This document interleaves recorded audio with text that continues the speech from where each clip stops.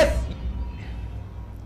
ವೀಕ್ಷಕರ ನಮಸ್ತೆ. ಇವತ್ತಿನ ಪ್ರೈಮ್ ಟೈಮ್ ಕಾರ್ಯಕ್ರಮಕ್ಕೆ ಸ್ವಾಗತ. ಇವತ್ತಿನ ಪ್ರೈಮ್ ಟೈಮ್ ಕಾರ್ಯಕ್ರಮದಲ್ಲಿ ನಾವು ರಾಜಕೀಯ ಬೆಳವಣಿಗೆಗಳು, ವಿವಾದಾತ್ಮಕ ಹೇಳಿಕೆಗಳು ಇದನ್ನೆಲ್ಲ ಸ್ವಲ್ಪ ಬದಿಗಿಟ್ಟು ಒಂದು ಆರೋಗ್ಯಕರವಾಗಿರುವಂತಹ ಚರ್ಚೆ ಜೊತೆಗೆ ಪ್ರಸಕ್ತ ಕಾಲಘಟ್ಟದಲ್ಲಿ ಅತಿ ಅವಶ್ಯಕವಾಗಿ ಬೇಕಾಗಿರುವಂತಹ ವಿಚಾರ ಮಾನವನಲ್ಲಿ, ಅದರಲ್ಲೂ ಕೂಡ ನಮ್ಮ ಕರಾವಳಿ ಭಾಗದ ಪ್ರಜ್ಞಾವಂತ ನಾಗರಿಕರಲ್ಲಿ, ಬುದ್ಧಿವಂತರ ಜಿಲ್ಲೆ ಅನ್ನುವಂತಹ ಕರೆಸಿಕೊಳ್ಳುವಂತಹ ಜನರಲ್ಲಿ ಮಾಯವಾಗ್ತಾ ಇರುವಂತಹ ಒಂದು ಪ್ರಜ್ಞಾವಂತಿಕೆ ಅನ್ನುವಂಥದ್ದು ಏನಿದೆ ಅದರ ಬಗ್ಗೆ ನಾನು ಮಾತನಾಡ್ತಿದ್ದೀನಿ.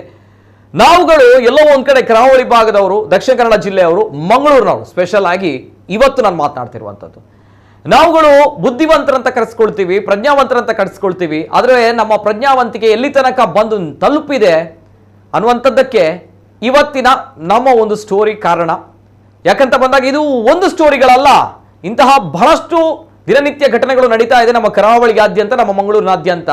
ಏನಿಲ್ಲ, ನಾವುಗಳು ಹೇಳ್ತೀವಿ ಎಲ್ಲವೂ ಕೂಡ ನಮ್ಗಳಿಗೆ ಗೊತ್ತಿದೆ, ನಾವು ಬುದ್ಧಿವಂತರಿದ್ದೀವಿ, ಎಲ್ಲವೂ ಕೂಡ ಸರಿಯಾಗಿ ಮಾಡ್ತೀವಿ ಅನ್ನೋದಾದ್ರೆ ಮಾಡುವಂತಹ ಕೆಲಸಗಳು ಈ ರೀತಿ ಇದೆ.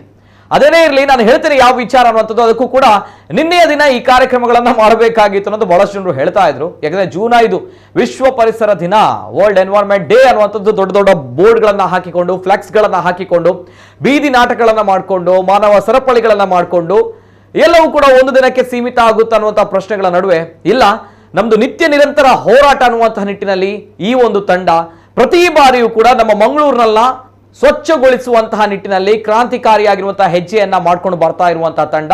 ಜೊತೆಗೆ ಒಬ್ಬ ಯುವಕ, ಜೊತೆಗೆ ಅವರಿಗೆ ಸ್ಫೂರ್ತಿಯಾಗಿ ಬೆನ್ನೆಲುಬಾಗಿ ನಿಂತಿರುವಂತಹ ಒಬ್ಬರು ಮಹಿಳೆ, ಇವೆಲ್ಲರೂ ಕೂಡ ನಮ್ಮ ಕಾರ್ಯಕ್ರಮದಲ್ಲಿ, ಇವತ್ತಿನ ಕಾರ್ಯಕ್ರಮದಲ್ಲಿ ನಮ್ಮ ಜೊತೆ ಇದ್ದಾರೆ. ಯಾರವರು, ಏನ್ ಮಾಡಿದ್ದಾರೆ, ಕಂಪ್ಲೀಟ್ ಡೀಟೇಲ್ಸ್ ಬರ್ತಾ ಇದೆ, ನೋಡ್ಕೊಂಬನ್ನಿ.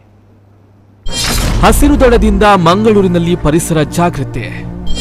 ಅಡ್ಯಾರಕಟ್ಟೆಯಿಂದ ಕಣ್ಣೂರುವರೆಗೆ 6 ಗಂಟೆಯಲ್ಲಿ 7 ಟನ್ ಕಸ ಸಂಗ್ರಹ.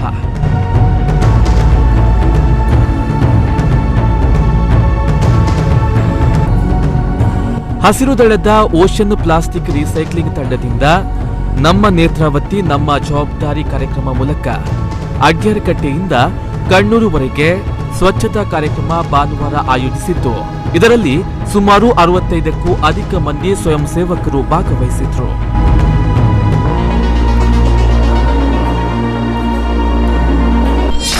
ದೇಶದ ನರನಾಡಿಯಾಗಿದ್ದ ರಸ್ತೆಗಳು ಗಬ್ಬೆದ್ದು ನಾರ್ತಾ ಇದ್ದು ಕಸದ ತೊಟ್ಟಿಯಾಗಿರುವುದು ದುರಂತ. ನಮ್ಮ ನೇತ್ರಾವತಿ ನಮ್ಮ ಜವಾಬ್ದಾರಿಯ ಮೂಲಕ ಸಂಚಲನ ಉಂಟು ಮಾಡಿದ್ದ ತಂಡ ಬೆಳಗ್ಗೆ 6 ಗಂಟೆಯಿಂದ ಮಧ್ಯಾಹ್ನ 2 ಗಂಟೆಯವರೆಗೆ ಸ್ವಯಂ ಸೇವಕರ ತಂಡ ಕಾರ್ಯಾಚರಣೆ ನಡೆಸಿದ್ದು, ಸುಮಾರು 6 ಗಂಟೆಯಲ್ಲಿ 7 ಟನ್ ಕಸ ಸಂಗ್ರಹಿಸಲಾಗಿದೆ. ಹೆದ್ದಾರಿಯ ಇಕ್ಕೆಲೆಗಳಲ್ಲಿ ಕಸದ ರಾಶಿಯೇ ನಿರ್ಮಾಣವಾಗಿತ್ತು. ಇದನ್ನ ತೆರವು ಮಾಡುವುದರ ಜೊತೆ ಜಾಗೃತಿ ಮೂಡಿಸುವ ನಿಟ್ಟಿನಲ್ಲಿ ಹಸಿರು ದಳ ಕಳೆದ ಹಲವು ದಿನಗಳಿಂದ ಜಾಗೃತಿಯನ್ನ ಮೂಡಿಸುತ್ತಿದೆ. ನಾಗರಾಜ್ ನೇತೃತ್ವದ ತಂಡ ಬೆಳಗ್ಗೆ 5:30 ಗಂಟೆಯಿಂದ 9 ಗಂಟೆಯವರೆಗೆ ಅಲ್ಲೇ ನಿಂತು ಭಿತ್ತಿಪತ್ರದ ಅಭಿಯಾನ ನಡೆಸಿತ್ತು. ಮುಂದಿನ ಹಂತವಾಗಿ ಅಡ್ಯಾರು ರಸ್ತೆಯ ಉದ್ದಕ್ಕೂ ಬಿದ್ದಿದ್ದ ಟನ್ ಗಟ್ಟಲೆ ಕಸವನ್ನ ತೆಗೆಯಲು ನಿರ್ಧರಿಸಿ ಸಾಮಾಜಿಕ ಜಾಲತಾಣದಲ್ಲಿ ಸಾರ್ವಜನಿಕರ ಸಹಕಾರವನ್ನ ಕೇಳಿದ್ರು. ಇದರಂತೆ ಸೋಮವಾರ ವಿಶ್ವ ಪರಿಸರದಂದು ಬೆಳಕಿನಿಂದಲೇ ಸ್ವಚ್ಛತೆ ಕಾರ್ಯ ನಡೆಯಿತು.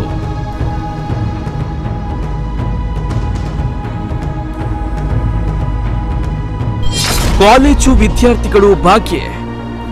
ಅಭಿಯಾನದಲ್ಲಿ ಅಡ್ಯಾರು ಗ್ರಾಮ ಪಂಚಾಯತ್ ಅಧ್ಯಕ್ಷರು, PDO, school of social work Roshni ನಿಲಯದ ವಿದ್ಯಾರ್ಥಿಗಳು ಭಾಗವಹಿಸಿದ್ದು, ಈ ಮೂಲಕ ವಿಶ್ವ ಪರಿಸರ ದಿನವನ್ನ ಅರ್ಥಪೂರ್ಣವಾಗಿ ಆಚರಣೆ ಮಾಡಲಾಯಿತು.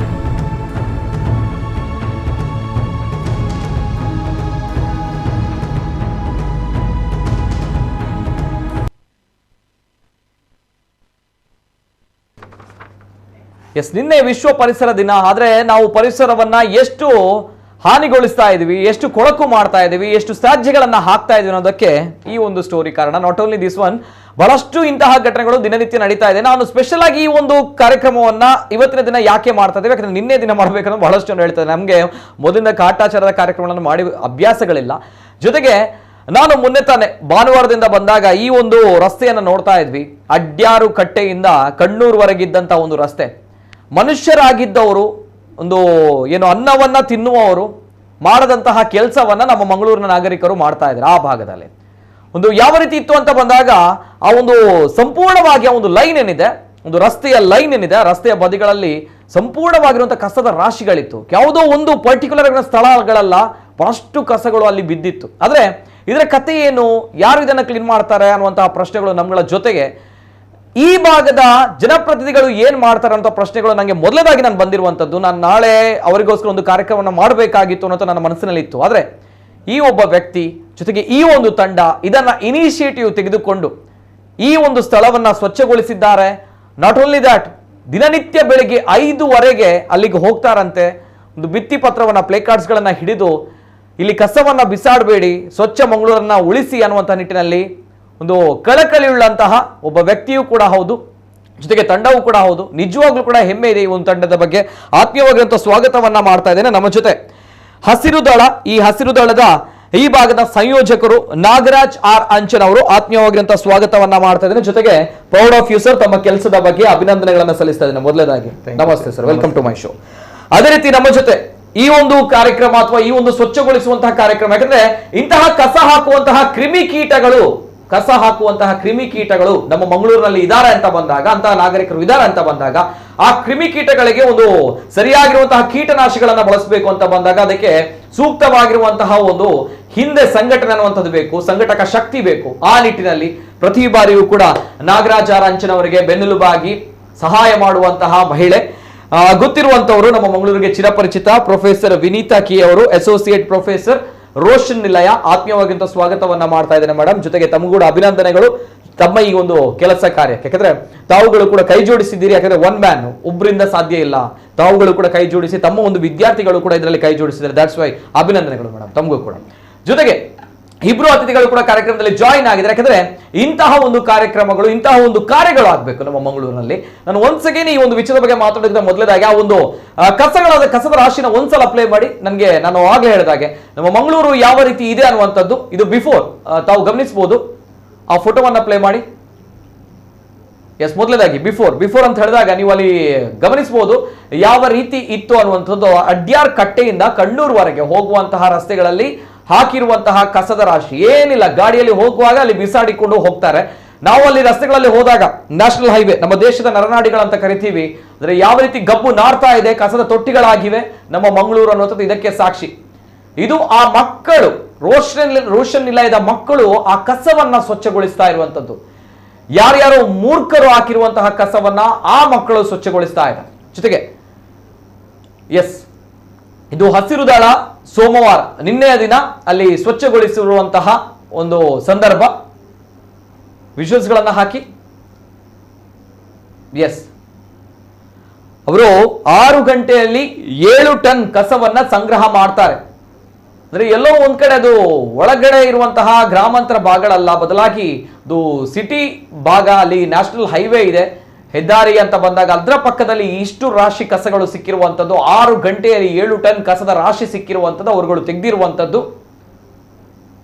ಬಹಳಷ್ಟು ಜನರು ನೋಡಿರ್ತೀರಾ ಈ ಕಾರ್ಯಕ್ರಮವನ್ನು ಗಮನಿಸುವವರು, ನೋಡಿರುವವರು ನೋಡ್ತಾ ಇರ್ತೀರಾ. ತಾವು ಪ್ರತಿನಿತ್ಯ ಆ ಭಾಗದಲ್ಲಿ ಹೋದಾಗ, ಮಂಗಳೂರಿನಿಂದ ಆ ಭಾಗಕ್ಕೆ ಹೋದಾಗ ಅಥವಾ ಬಂಟ್ವಾಳದಿಂದ ಈ ಭಾಗಕ್ಕೆ ಮಂಗಳೂರಿಗೆ ಬರುವಂತಹ ಸಂದರ್ಭಗಳಲ್ಲಿ ಆ ಜಾಗವನ್ನ ತಾವು ನೋಡಿರ್ತೀರಾ, ಅಷ್ಟು ಕಸವನ್ನು ಕೂಡ ನೋಡಿರ್ತೀರಾ. ಅದನ್ನ ಸ್ವಚ್ಛಗೊಳಿಸುವವರು ಯಾರು ಅನ್ನುವಂತಹ ಪ್ರಶ್ನೆಗಳಿಗೆ ಎಸ್ ಇವರುಗಳು ಉತ್ತರವನ್ನ ಕೊಟ್ಟಿದ್ದಾರೆ.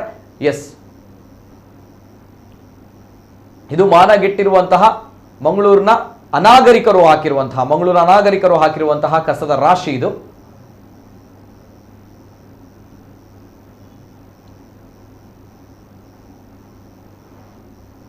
ಎಸ್, ಅದನ್ನ ಸ್ವಚ್ಛಗೊಳಿಸಿರುವಂತಹ ಆ ಮಕ್ಕಳು,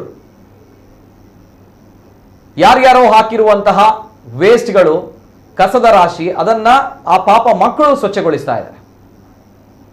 ಹೇಳ್ತೇನೆ, ಮಾತಾಡ್ತೇನೆ. ಎಸ್, ನಾನು ನೇರವಾಗಿ ಎಸ್ ಸರ್ ನಾಗರಾಜ್ ಅವ್ರ ಜೊತೆ ಕೇಳಬೇಕು. ಎಸ್ ಸರ್, ಈ ಒಂದು ಇನಿಷಿಯೇಟಿವ್ ಬಗ್ಗೆ ಅಭಿನಂದನೆಗಳು. ಫಸ್ಟ್ ರಿಯಾಕ್ಷನ್ ಸರ್ ಏನ್ ಹೇಳ್ತಾರೆ?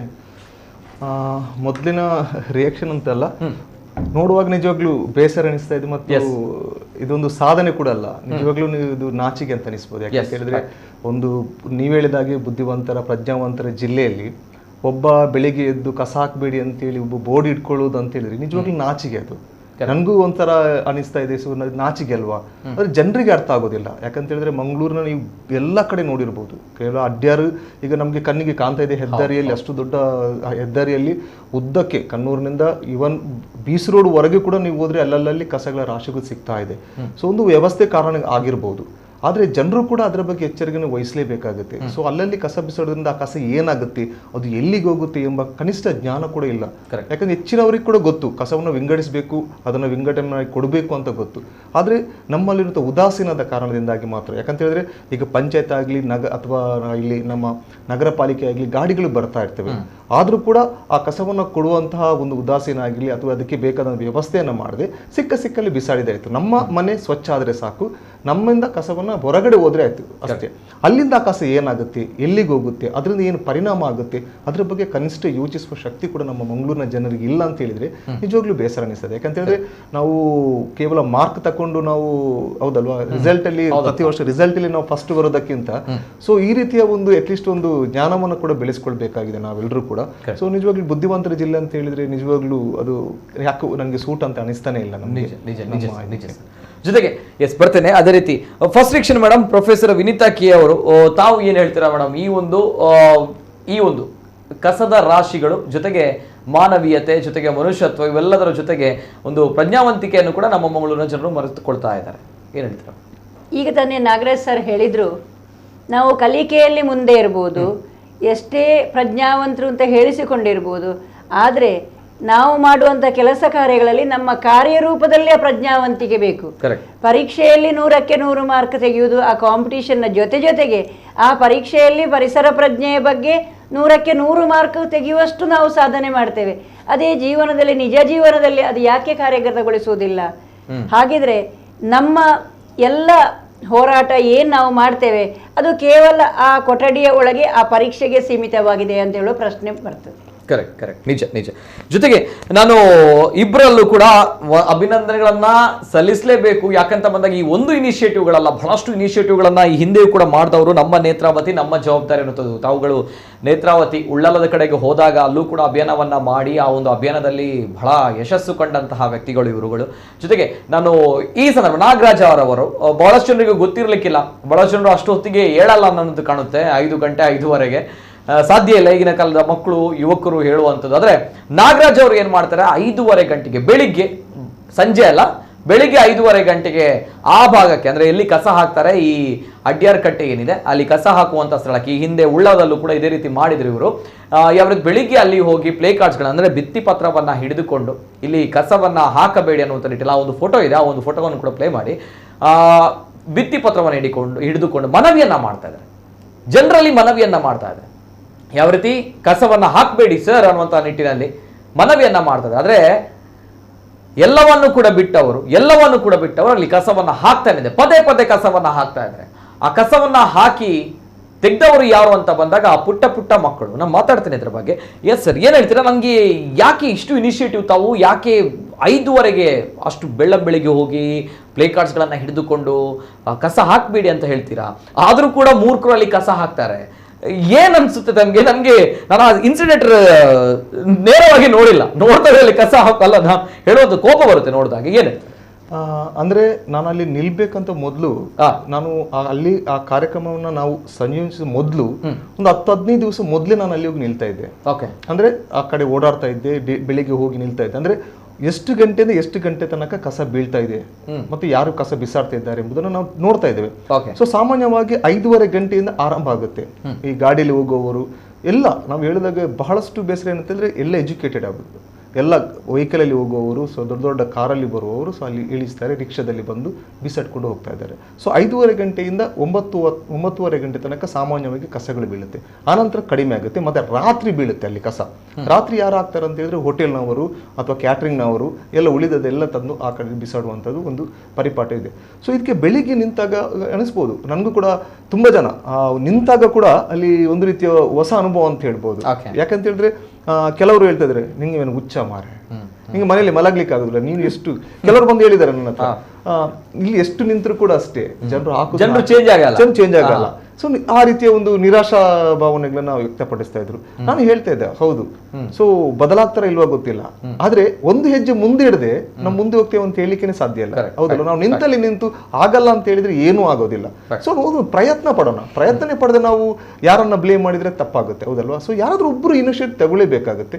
ಸೊ ಅದು ನನ್ನಿಂದಲೇ ಆಗಲಿ ಪರವಾಗಿಲ್ಲ. ಹೌದಲ್ವಾ? ಸೊ ನಾನು ನಿಲ್ತೇನೆ, ಸ್ವಲ್ಪ ದಿವಸ ನಿಲ್ಲೋಣ, ನೋಡೋಣ ಜನರು ಹೇಗೆ ರಿಯಾಕ್ಟ್ ಮಾಡ್ತಾರೆ.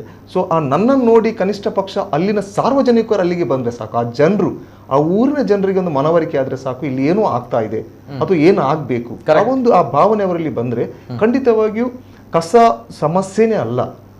ಯಾಕೆಂದ್ರೆ ಅಡ್ಯಾರ್ ಗ್ರಾಮ ಪ್ರದೇಶ, ಯಾಕಂದ್ರೆ ಅದ್ರ ಇನ್ನು ಕೂಡ ಅದು ನಗರೀಕರಣ ಆಗಿರುವಂತ ಅಲ್ಲಿ ದೊಡ್ಡ ದೊಡ್ಡ ಬಡಾವಣೆಗಳಿಲ್ವಾ, ಎಲ್ಲಾ ಮನೆಗಳಲ್ಲಿ ಜಾಗಗಳಿದೆ. ಅದಲ್ಲ ಮೇಡಮ್? ಸೊ ಅಲ್ಲಿ ಹಸಿ ಕಸವನ್ನ ಆರಾಮದಲ್ಲಿ ಗಿಡ ಮರಗಳಿಗೆ ಹಾಕಿ ಗೊಬ್ಬರ ಮಾಡ್ಕೋಬಹುದು. ಅಥವಾ ಅದನ್ನ ಆದ್ರೆ ಏನ್ ಮಾಡ್ತಾರೆ ಜನರು, ಅಷ್ಟು ವ್ಯವಧಾನ ಇಲ್ಲ ಅವರ ಹತ್ರ, ಅಷ್ಟು ಶ್ರಮ ಹಾಕುವ ಇದು ಉದಾಸೀನ ಆಗ್ಬಿಟ್ಟೆ. ಸೊ ಏನ್ ಮಾಡ್ತಾರೆ, ಕಸವನ್ನ ತಂದು ಬಿಸಾಡಿ ಬಿಡ್ತಾರೆ.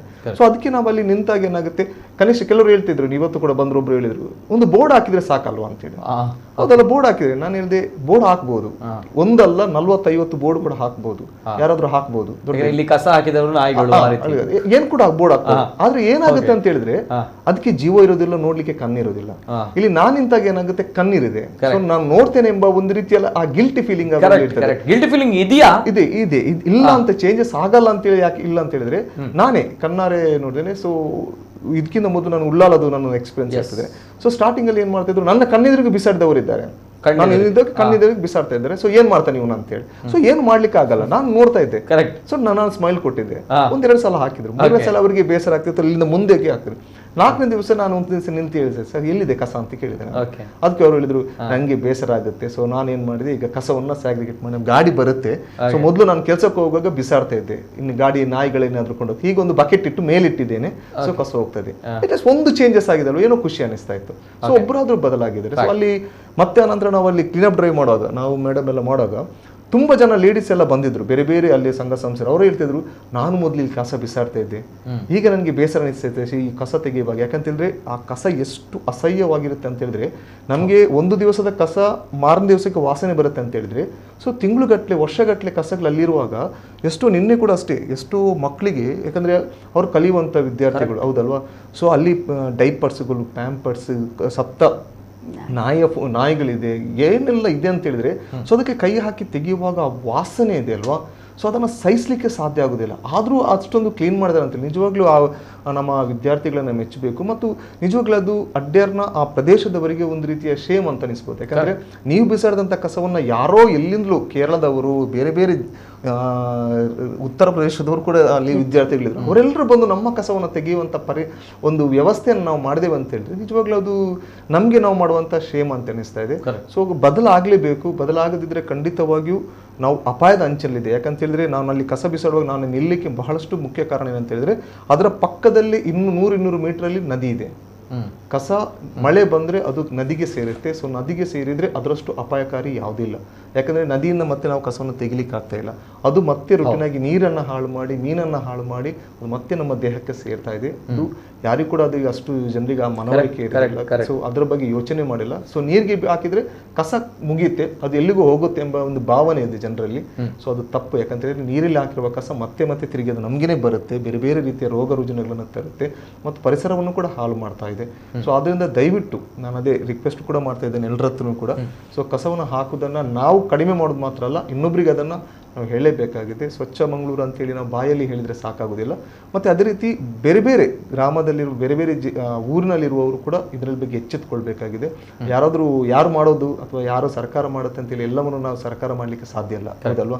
ವ್ಯವಸ್ಥೆಗಳು ಸರಿ ಇರೋದಿಲ್ಲ. ಆ ವ್ಯವಸ್ಥೆಗಳನ್ನ ನಾವು ಕೂಡ ಸರಿಪಡಿಸಬೇಕು, ಅವರೊಟ್ಟಿಗೆ ನಾವು ಕೂಡ ಸಾಥ್ ಕೊಡಬೇಕು. ಇಲ್ಲದ್ರೆ ನಾವು ಪ್ರಶ್ನೆ ಕೇಳಬೇಕು, ಹೌದಲ್ವಾ, ಯಾಕೆ ಬರೋಲ್ಲ ಅಂತ ಪ್ರಶ್ನೆ ಕೇಳಬೇಕು. ಅದು ಯಾವುದು ಮಾಡದೆ ನಾವು ಜಸ್ಟ್ ಕಸ ಬಿಸಾಡ್ತೇವೆ ಅಂತ ಹೇಳಿದ್ರೆ ಅದು ಮೂರ್ಖತನ ಅನಿಸ್ತಾ ಇದೆ, ಹೌದಲ್ವಾ? Okay, amazing sir, amazing. ನಿಜವಾಗ್ಲೂ ಕೂಡ ಹೆಮ್ಮೆ ಆಗುತ್ತೆ ತಮ್ಮ ಒಂದು ಇನಿಷಿಯೇಟಿವ್ ಬಗ್ಗೆ. ಯಾಕಂದ್ರೆ ತಾವುಗಳಲ್ಲಿ ಬೆಳಿಗ್ಗೆ ಎದ್ದು ಪ್ಲೇ ಕಾರ್ಡ್ಸ್ ಹಿಡಿದುಕೊಂಡು ತಾವುಗಳು ಕಾಯ್ತಾ ಇರ್ತೀರಿ ಅಂತ ಬಂದಾಗ ಅಲ್ಲಿ ಕಸವನ್ನು ಹಾಕುವವರು ಕೂಡ ಇದ್ದಾರೆ ಅಂತ ಬಂದಾಗ ಈ ಭಾಗದಲ್ಲಿ ಆ ಒಂದು ಇದು ವಿದ್ಯಾರ್ಥಿನಿಯರು ಮಾಡಿರುವಂತದ್ದಲ್ವಾ? ಹೌದು, ನಿನ್ನೆ ದಿನ ಮಾಡಿರುವಂತದ್ದು. ಎಸ್, ಈ ರೀತಿ ಇದು ತಾವು. ಹೌದು. ಓಕೆ, ಫೋಟೋ ಪ್ಲೇ ಮಾಡಿ ಒಂದ್ಸಲ. ಎಸ್, ಓಕೆ, ಇದು ರೋಶನಿ ನಿಲಯದ ವಿದ್ಯಾರ್ಥಿಗಳು. ಎಸ್, ನಿನ್ನೆಯ ದಿನ ಈ ರೀತಿ ಭಿತ್ತಿ ಪತ್ರವನ್ನ ಹಿಡಿದುಕೊಂಡು ಅಲ್ಲಿ ಹೋಗುವವರಿಗೆ ಜಾಗೃತಿಯನ್ನು ಮೂಡಿಸಿದ್ದಾರೆ. ಜೊತೆಗೆ ಅದೇ ರೀತಿ ನಾಗರಾಜ್ ಅವರು ಪ್ರತಿ ಬೆಳಿಗ್ಗೆ 5:15 ಅಲ್ಲಿ ಈ ರೀತಿಯ ಭಿತ್ತಿ ಪತ್ರವನ್ನು ಹಿಡಿದುಕೊಂಡು ಒಂದು ಮುಖದಲ್ಲಿ ಒಂದು ಸ್ಮೈಲ್ ಮಾಡ್ಕೊಂಡಿರ್ತಾರೆ. ಬಹಳಷ್ಟು ಜನರು ಇವರನ್ನು ನೋಡಿರ್ಬೋದು. ಈ ಕಾರ್ಯಕ್ರಮನ ಅದನ್ನು ಹಾಕಿ ಈ ಕಾರ್ಯಕ್ರಮವನ್ನು ನೋಡುವವರು ಬಹಳಷ್ಟು ಜನರು ಇವರನ್ನು ಗಮನಿಸಿರ್ಬೋದು ಆ ಭಾಗದಲ್ಲಿ. ಆದರೆ ಎಲ್ಲೊಂದು ಕಡೆ ಬಸ್ನಲ್ಲಿ ಹೋದಾಗ, ಗಾಡಿಯಲ್ಲಿ ಹೋದಾಗ ಒಬ್ಬ ಹುಡುಗ ನಿಂತಿರ್ತಾನೆ ಈ ರೀತಿ ಭಿತ್ತಿ ಪತ್ರವನ್ನು ಹಿಡಿದುಕೊಂಡು. ಯಾರು ಅಂತ ಬಂದಾಗ ಇದೇ ನಾಗರಾಜ್ ಅವರು. ಯಾಕೆ ನಿಂತಿರ್ತಾರೆ ಅಂತ ಬಂದಾಗ ಈಗ ರೀಸನ್ ಅಲ್ಲಿ ಹೇಳಿದ್ರು ಯಾಕೆ ಅನ್ನುವಂಥದ್ದು. ಮುಖದಲ್ಲಿ ಒಂದು ಸ್ಮೈಲ್ ಇರುತ್ತೆ, ಆದರೆ ಕಸ ಹಾಕೋರು ನೋಡ್ತಾ ಇರ್ತಾರೆ. ಎನಿವೆ ಇದು ಒಂದು ಅಭಿಯಾನ ಯಾವ ರೀತಿ ಎಷ್ಟರ ಮಟ್ಟಿಗೆ ಒಂದು ಎಫೆಕ್ಟಿವ್ ಆಗಿರುತ್ತೆ, ಒಂದು ಪ್ರಾಮಾಣಿಕವಾಗಿರುವಂಥ ಅಭಿಯಾನ ಅನ್ನೋದಕ್ಕೆ ಈ ಒಂದು ಅಭಿಯಾನ ಸಾಕ್ಷಿ ಆಗಿರುವಂಥದ್ದು. ಯಾಕಂದರೆ ಈಗ ಅದರ ಜೊತೆ ಮಕ್ಕಳು ಕೂಡ ಸೇರ್ಕೊಂಡಿದ್ದಾರೆ. ಜೊತೆಗೆ ಬೆಳಿಗ್ಗೆ 5 ಗಂಟೆಗೆ ಎದ್ದು ಈ ನಾಗರಾಜ್ ಅವರು ಅಲ್ಲಿ ಪ್ರತಿನಿತ್ಯ ಎಷ್ಟು ದಿನಗಳಿಂದ ತಾವು ಈ ಭಾಗದಲ್ಲಿದ್ದೀರಾ ನಾಗರಾಜ್ ಅವರು? ಈಗ ಅಡ್ಡೇರಲ್ಲಿ ನಾವು ಈಗ ಆರಂಭ ಮಾಡಿದಷ್ಟೇ, ಅಂದ್ರೆ 15 ದಿವಸ ಮೊದಲು ನಾನಲ್ಲಿ ಆಲ್ರೆಡಿ ನಾನು ನಿಲ್ತಾ ಇದ್ದೆ. ಬಟ್ ಏನಂತ ಹೇಳಿದ್ರೆ ಬೋರ್ಡ್ ಅಲ್ಲಿ ಇಟ್ಕೊಡ್ತಿರ್ಲಿಲ್ಲ, ಇಲ್ಲಿ ಅಡ್ಡೇರಲ್ಲಿ ಅಧ್ಯಯನ ಮಾಡಿ. ಯಾಕಂದ್ರೆ ನಾವು ಅಧ್ಯಯನ ಮಾಡ್ಲೇಬೇಕಾಗುತ್ತೆ, ಎಷ್ಟು ಗಂಟೆಗೆ ಬೀಳುತ್ತೆ, ಯಾವ ರೀತಿ ಕಸಗಳು ಬರುತ್ತೆ, ಅದ್ರ ಬಗ್ಗೆ ಒಂದು ಸ್ಟಡಿ ಮಾಡಿದ ನಂತರ ನಾವು ಒಂದು ಕಾರ್ಯಕ್ಕೆ ಇಳಿಬೇಕಾಗುತ್ತೆ. ನೇರವಾಗಿ ಕಾರ್ಯಕ್ರಮ ಮಾಡೋದು ಅಂತ ಹೇಳಿದ್ರೆ ಅದು ನೀವು ಹೇಳಿದಾಗೆ ಕಾಟಾಚಾರಕ್ಕೆ ಒಂದು ಕಾರ್ಯಕ್ರಮ ಆಗಿರ್ಬೋದು, ಅಥವಾ ಒಂದು ವಿಶ್ವ ಪರಿಸರ ದಿನಾಚರಣೆ ಅಂತ ಹೇಳಿದ್ರೆ ಕಾರ್ಯಕ್ರಮ ಮಾಡಿದ್ರೆ ಹೌದಲ್ವಾ, ನಮಗೂ ಕೂಡ ಒಂದು ಕಾರ್ಯಕ್ರಮ ಬ್ಯಾನರ್ ಇಟ್ಕೊಂಡು ಕಾರ್ಯಕ್ರಮ ಮಾಡ್ಬೋದು. ಬಟ್ ಆ ರೀತಿ ಅಲ್ಲ, ಒಂದು ಕಾರ್ಯಕ್ರಮ ಮಾಡಿದ ನಂತರ ಅದ್ರ ಕೊನೆ ಮುಟ್ಟಿಸ್ಬೇಕು ನಾವು. ಅದು ಏನೋ ಒಂದು ಪರಿಣಾಮ ಬೀಳ್ಬೇಕು, ಜನರಲ್ಲಿ ಏನಾದ್ರು ಬದಲಾವಣೆ ಆಗಬೇಕು, ದೊಡ್ಡ ರೀತಿಯ ಕ್ರಾಂತಿ ಆಗುತ್ತೆ ಅಂತ ಹೇಳಿ ಖಂಡಿತವಾಗಿ ವಿಶ್ವಾಸ ಅಲ್ಲ. ಆದ್ರೆ ಒಂದು ಚಿಕ್ಕ ಒಂದು ಅಲುಗಾಡಿಕೆ ಆದ್ರೂ ಅಲ್ಲಿ ಏನಾದ್ರು ಒಂದು ಅಲ್ಲಾಡ್ಬೇಕು. ಸೊ ಏನಾದ್ರು ಒಂದು ಆಗಬೇಕು. ಸೊ ಅದಕ್ಕೋಸ್ಕರ ಮತ್ತೊಂದು ಮುಖ್ಯವಾದ ವಿಚಾರ ಅಂತ ಹೇಳಿದ್ರೆ, ಅಡ್ಡೇರ ಪಂಚಾಯತ್ ಆಗಲಿ ಅಲ್ಲಿ ನಮ್ಮ ಪಂಚಾಯತ್ಗಳಲ್ಲಿ ಏನಂತ ಹೇಳಿದ್ರೆ, ಯಾವ ಪಂಚಾಯತ್ಗಳಲ್ಲಿ ಕೂಡ ಘನತ್ಯಾಜ್ಯ ನಿರ್ವಹಣೆ ಘಟಕಗಳಿಲ್ಲ. ಇದು ದೊಡ್ಡ ಸಮಸ್ಯೆ ಆಗಿಬಿಟ್ಟಿದೆ. ಯಾಕಂತ ಹೇಳಿದ್ರೆ ಎಲ್ಲವನ್ನ ನಾವು ಡಿಪೆಂಡ್ ಆಗಿರೋದು ಪಚ್ಚನಾಡಿಯ ಒಂದನ್ನು ನಾವು ಡಿಪೆಂಡ್ ಆಗಿರ್ತೇವೆ ನಮ್ಮ ಮಂಗಳೂರು ಟೋಟಲ್ ಆಗಿ. ಯಾಕಂದ್ರೆ ಮಂಗಳೂರು ಪಚ್ಚನಾಡಿದ ಅವಸ್ಥೆ ನೋಡಿದ್ರೆ ಗೊತ್ತಾಗಿರ್ಬೋದು. 3 ವರ್ಷದ ಮೊದಲೇ ಮಳೆ ಬಂದು ಆ ರೀತಿ ಆಗಿದೆ, ಮತ್ತೆ ಈಗಲೂ ಕೂಡ ಕಸ ಜಾಸ್ತಿ ಆಗ್ತಾ ಇದೆ. ಸೊ ನಾವು ಅದನ್ನೇ ಡಿಪೆಂಡ್ ಮಾಡೋದಕ್ಕಿಂತ ಬದಲಾಗಿ, ಸೊ ಒಂದೊಂದು ಪಂಚಾಯತ್ನವರು ಅವರವರು ಕಸವನ್ನು ಅವರವರೇ ಅದು ನಿರ್ವಹಣೆ ಮಾಡುವಂಥ ಒಂದು ಘಟಕಗಳು ಆರಂಭವಾದರೆ, ಆದರೆ ಆರಂಭ ಆಗುವಾಗ ಸರ್ಕಾರಕ್ಕೆ ಮನಸ್ಸಿದೆ, ಅಲ್ಲಿದ್ದ PDO ಇವರೆಲ್ಲ ತುಂಬಾ ಆಸಕ್ತಿಯಿಂದ ಬಹಳಷ್ಟು ಸಹಕಾರ ಕೊಟ್ಟಿದ್ದಾರೆ. ನಿನ್ನೆ ಕಾರ್ಯಕ್ರಮ ಕೂಡ ಅವ್ರು ಹೇಳ್ತಿದ್ರು ನಾವು ಮಾಡ್ಲಿಕ್ಕೆ ರೆಡಿ ಇದ್ದೇವೆ, ಆದ್ರೆ ಜನರು ಜಾಗ ಕೊಡಲ್ಲ. ಯಾಕಂತ ಹೇಳಿದ್ರೆ ಅವರಿಗೆ ಭಯ, ನಮ್ಮ ಕಸವನ್ನು ಇಲ್ಲಿ ಹಾಕಿದ್ರೆ ಇನ್ನೊಂದು ಪಚ್ಚನಡಿ ಆಗುತ್ತಾ ಅಂತೇಳಿ ಭಯ ಆಗುತ್ತೆ. ಆದ್ರೆ ನಮ್ಮ ಕಸ ಎಲ್ಲಿಗೆ ಹೋಗ್ಬೇಕು? ಹಾಗಾದ್ರೆ ಎಲ್ಲಿಯಾದ್ರೂ ಒಂದು ಕಸ, ಎಲ್ಲಿಯಾದ್ರೂ ಒಂದು ರೀತಿ ಅದನ್ನ ನಿರ್ವಹಣೆ ಮಾಡ್ಲೇಬೇಕಾಗುತ್ತೆ ಕಸನ. ಆದ್ರೆ ನಮ್ಮ ಜಾಗದಲ್ಲಿ ಬೇಡ. ನಮ್ಮ ಕಸ ಮಾತ್ರ ಎಲ್ಲಿಗಾದ್ರೂ ಹೋದ್ರೆ ಪರವಾಗಿಲ್ಲ. ಸರಿಯಾದ ರೀತಿಯಲ್ಲಿ ಕಸವನ್ನ ನಿರ್ವಹಣೆ ಮಾಡಿದ್ರೆ ಅದು ಆದಾಯದ ಮೂಲ ಆಗಿರುತ್ತೆ ಬಿಟ್ರೆ, ಮತ್ತೆ ಅದು ಯಾವತ್ತೂ ಕೂಡ ಕಸ ಯಾವತ್ತೂ ಕೂಡ ಯಾರಿಗೂ ಕೂಡ ಇದು ಮಾಡಲ್ಲ. ಅದು ಆದಾಯದ ಒಂದು ರೀತಿ ಮೂಲನೇ. ಆದ್ರೆ ಸರಿಯಾದ ರೀತಿಯಲ್ಲಿ ಅದು ನಿರ್ವಹಣೆ ಮಾಡುವಂಥ ಕೆಲಸಗಳಾಗಬೇಕಾಗಿದೆ. ಸೊ ಆ ನಿಟ್ಟಿನಲ್ಲಿ ಮುಂದಿನ ದಿನಗಳಲ್ಲಿ ಅಡ್ಡೇರ ಪಂಚಾಯತ್ ಆಗಲಿ ಅಥವಾ ಆ ರೀತಿ ಮುಂದೆ ಹೋಗುವಂಥ ಬೇರೆ ಬೇರೆ ಪಂಚಾಯತಿಗಳಿದ್ವಿ ಇಲ್ಲಿಂದ ಬೀಸ್ ರೋಡ್ವರೆಗೆ. ಸೊ ಅಲ್ಲಿಯೇ ಪಂಚಾಯತಿಗಳಲ್ಲಿ ಕಸವನ್ನು ನಿರ್ವಹಣೆ ಮಾಡಿದರೆ ಇಂಥ ಸಮಸ್ಯೆಗಳು ಖಂಡಿತವಾಗಿ ಕಡಿಮೆ ಆಗುತ್ತೆ ಅಂತ ಹೇಳುವಂಥ. ಎಸ್, ಅದೇ ರೀತಿ ಮೇಡಮ್, ಈಗ ಪ್ರೊಫೆಸರ್ ವಿನೀತಾ ಕೆ ಮೇಡಮ್ ಅವರು ಈ ಒಂದು ಇನಿಷಿಯೇಟಿವ್ ಬಗ್ಗೆ ಪ್ರತಿನಿತ್ಯ ಬೆಳಿಗ್ಗೆ 5:15 ಹೋಗ್ತಾರೆ ನಾಗರಾಜ್ ಅವರಂತ ಬಂದಾಗ ತಾವುಗಳು ಕೂಡ ಬಹಳಷ್ಟು ಸಪೋರ್ಟನ್ನು ಕೊಟ್ಟಿದ್ದೀರಿ. ಏನು ಹೇಳ್ತೀರಾ ಮೇಡಮ್ ಈ ಒಂದು ಅವರ ಇನಿಷಿಯೇಟಿವ್ಗೆ? ಜೊತೆಗೆ ತಮ್ಮ ಮಕ್ಕಳನ್ನು ಕೂಡ ತಾವುಗಳು ಅಲ್ಲಿ ಕಳಿಸಿಕೊಡ್ತೀರಾ ಅಂತ ಬಂದಾಗ ಈ ಒಂದು ವಿಚಾರಕ್ಕೆ ಎಷ್ಟು ಇದು ಪೂರಕ ಅಥವಾ ಎಷ್ಟು ಇದು ನಾವು ಇಷ್ಟು ಸ್ವಚ್ಛತೆಯನ್ನು ಉಳಿಸ್ಕೊಳ್ಬೇಕು ಅನ್ನುವಂಥ ನಿಟ್ಟಿನಲ್ಲಿ ಏನು ಹೇಳ್ತೀರಾ? ಈಗ ಪ್ಲಕಾರ್ಡ್ ಹಾಕೊಂಡು ಅಲ್ಲಿ ನಿಲ್ತಾರೆ ಅಂತ ಹೇಳಿದ್ರೆ, ಸುಮ್ಮನೆ ಅವರಲ್ಲಿ ನಿಂತಿದ್ರೆ ಜನ ಅವರಿಗೆ ಅಷ್ಟು ಆ ರೀತಿಯಾಗಿ ಒಂದು ಮುಂದಕ್ಕೂ ಬೆಂಬಲ ಕೊಡುವುದಿಲ್ಲ. ಆ ಏರಿಯಾ ಜನಗಳಿಗೆ ನಿನ್ನೆಗೂ ಇವತ್ತಿಗೂ ವ್ಯತ್ಯಾಸ ಕಾಣ್ತದೆ. ನಾವೀಗಾಗಲೇ ನೋಡಿದ್ದೇವೆ ಬಿಫೋರ್ ಮತ್ತು ಆಫ್ಟರ್ ಅಂತ. ಏನೋ ಒಂದು ಬದಲಾವಣೆ ಆಗಿದೆ. ನಿನ್ನೆ ಹೀಗೆ ಇಂಥದ್ದು ಇವತ್ತು ಒಂದು ಬದಲಾವಣೆ ಆಗಿ ಜನಗಳು ನೋಡಿರ್ತಾರೆ. ಅದೇ ರೀತಿ ನಿನ್ನೆ ಮತ್ತು ಇವತ್ತು ಪ್ಲಕಾರ್ಡ್ ಹಿಡ್ಕೊಂಡಿದ್ದು ಒಂದಷ್ಟು ಮಕ್ಕಳು ಬಂದಿದ್ದಾರೆ, ಅಲ್ಲಿ ಕ್ಲೀನ್ ಮಾಡಿದ್ದಾರೆ. ಮತ್ತೆ ಒಂದು ಮನುಷ್ಯ ಈಗ ಪ್ಲಕಾರ್ಡ್ ಹಿಡ್ಕೊಂಡು ಪ್ರತಿದಿನ 5:30 ಗಂಟೆಯಿಂದ ನಿಲ್ತಾರೆ ಅಂತ ಹೇಳುವಾಗ ಏನೋ ಒಂದು ಜನರಿಗೆ ಕನೆಕ್ಷನ್ ಸಿಗ್ತದೆ. ಇಲ್ಲಿ ಸ್ವಚ್ಛ ಆಗಿರುವುದಕ್ಕೆ ಕಾರಣ ಎಲ್ಲೋ ಈ ಮನುಷ್ಯನ ಹತ್ರ ಇದೆ, ಇವರು ಏನೋ ಅದಕ್ಕೆ ಒಂದು ಚಾಲನೆ ಮಾಡಿದ್ದಾರೆ ಅಂತ ಹೇಳುವುದು ಅರಿತದೆ. ಆ ನೇತ್ರಾವತಿಯ ಭಾಗದಲ್ಲೂ ಅಷ್ಟೇ, ಇವರು 5:30 ಗಂಟೆಗೆ ಹೋಗಿ ನಿಲ್ಲುವಾಗ ನನ್ನ ವಿದ್ಯಾರ್ಥಿಗಳಲ್ಲಿ ಆಗ್ಲೂ ಹೇಳಿದ್ದೆ. ಈಗ ನಿನ್ನೆ ಅದನ್ನು ಮಕ್ಕಳಿಗೆ ಫಾಲೋ ಅಪ್ ಆಗಿ ಹೇಳಿದೆ, ನೋಡಿ ಮಕ್ಕಳೇ, ನೀವು ನಿನ್ನೆ ಈ ರೀತಿಯಾಗಿ ಎಲ್ಲ ಒಟ್ಟಿಗೆ ಸೇರಿ ಕೆಲಸ ಮಾಡಿದ್ರಿ, ನೀವು ಯಾರದೋ ಕಸವನ್ನು ನಾವು ಹೆಕ್ಕಿದ್ರಿ ಅಂತ ಒಂದು ಸ್ವಲ್ಪ ಇಬ್ಬರ ಮನಸ್ಸಲ್ಲಿ ಬೇಸರ ಇರ್ಬೋದು, ಆದ್ರೆ ಅದರಿಂದ ಹೇಗೆ ಒಂದು ಬದಲಾವಣೆ ಸಾಧ್ಯ ಅಂತ ಹೇಳುವಾಗ ಒಂದಿಬ್ರು ಮಕ್ಕಳು ಹೇಳಿದ್ರು, ನಾಳೆಯಿಂದ ನಾಗರಾಜ್ ಅಣ್ಣನೊಟ್ಟಿಗೆ ನಾವು ಇದ್ದೇವೆ, ಬೆಳಿಗ್ಗೆ ಅವರ ಜೊತೆ ಸೇರ್ತೇವೆ ಅಂತ, ಅವರ ಜೊತೆ ಪ್ಲಕಾರ್ಡ್ ಇಡ್ಲಿಕ್ಕೆ. ಅದೇ ಹೇಳಿದ ಅದೇ ಚೈನ್ ರಿಯಾಕ್ಷನ್, ಒಬ್ರು ನಾಳೆ 10 ಜನ, ಮಾನಸಿಕವಾಗಿ ಒಂದು ಬದಲಾವಣೆ ಆಗ್ತದೆ. ಅದೇ ಈ ಒಂದು ಇನಿಷಿಯೇಟಿವ್ ಆಗುವಂತಹ ಪರಿಣಾಮ. Beautiful madam. ಬರ್ತೇನೆ. ಜೊತೆಗೆ ಮುಂದಕ್ಕೆ ಕರೆಗಳನ್ನು ಕೂಡ ನಾನು ಸ್ವೀಕಾರ ಮಾಡ್ತೇನೆ. ಆ ಭಾಗದಲ್ಲಿ ನೋಡುವವರು ಹೋಗುವವರು ಇವರುಗಳನ್ನು ನೋಡಿರ್ತೀರಾ. ಜೊತೆಗೆ ಈ ಒಂದು ಬದಲಾವಣೆಗಳನ್ನು ಯಾವ ರೀತಿ ಗಮನಿಸ್ತಾರೆ ಅಥವಾ ಜನರು. ಎಸ್, ನಮ್ಮ ಜೊತೆ ಪ್ರಥಮ ಕರೆ ಇದೆ. ಹಲೋ ಸರ್, ನಮಸ್ತೆ. ಸರ್ ನಮಸ್ತೆ, ಧ್ವನಿ ಕೇಳ್ತಾ ಇದೆಯಾ ಸರ್? ಹಲೋ.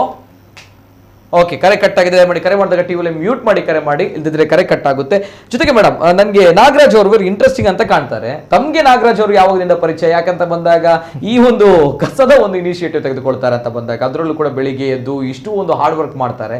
ನಮಗೆ ಉಳ್ಳಲ ಭಾಗದಲ್ಲೂ ಕೂಡ ಇವರು ಈ ರೀತಿ ಮಾಡಿದಾಗ ಏನಪ್ಪ ನಮ್ಗಳಿಗೆ ಯಾರಪ್ಪ ಈ ರೀತಿ ಮಾಡ್ತಾ ಇದ್ದಾರೆ ಇವರುಗಳು ಅನ್ನುವಂಥದ್ದು ಸಾಧ್ಯ ಇಲ್ಲ. ಅಂದ್ರೆ ನಾವಾಯ್ತು, ನಮ್ಮ ಲೈಫ್ ಆಯ್ತು ಅನ್ನೋದು ನೋಡುವವರೇ ಜಾಸ್ತಿ ಈ ಕಾಲಘಟ್ಟದ ಯುವಕರಲ್ಲಿ. ಅಂಡ್ ನಾಗರಾಜ್ ಅವರು ಯಾವಾಗದಿಂದ ತಮಗೆ ಪರಿಚಯ, ಅವರ ಈ ಇನಿಷಿಯೇಟಿವ್ ಬಗ್ಗೆ ಆಸ್ ಎ ಮೇಡಮ್ ತಾವು ಬಹಳಷ್ಟು ಪರಿಚಿತ ನಮಗೆ ಮಂಗಳೂರಿಗೆ, ಏನ್ ಹೇಳ್ತೀರಾ ಅವರ ಒಂದು ವಿಚಾರ? ನಮಗೆ ಜಾಸ್ತಿಯಾಗಿ ನಾಗರಾಜ್ ಅವರದ್ದು ಪರಿಚಯ ಆಗಿರೋದು ಈ ಕೋವಿಡ್ ಟೈಮ್.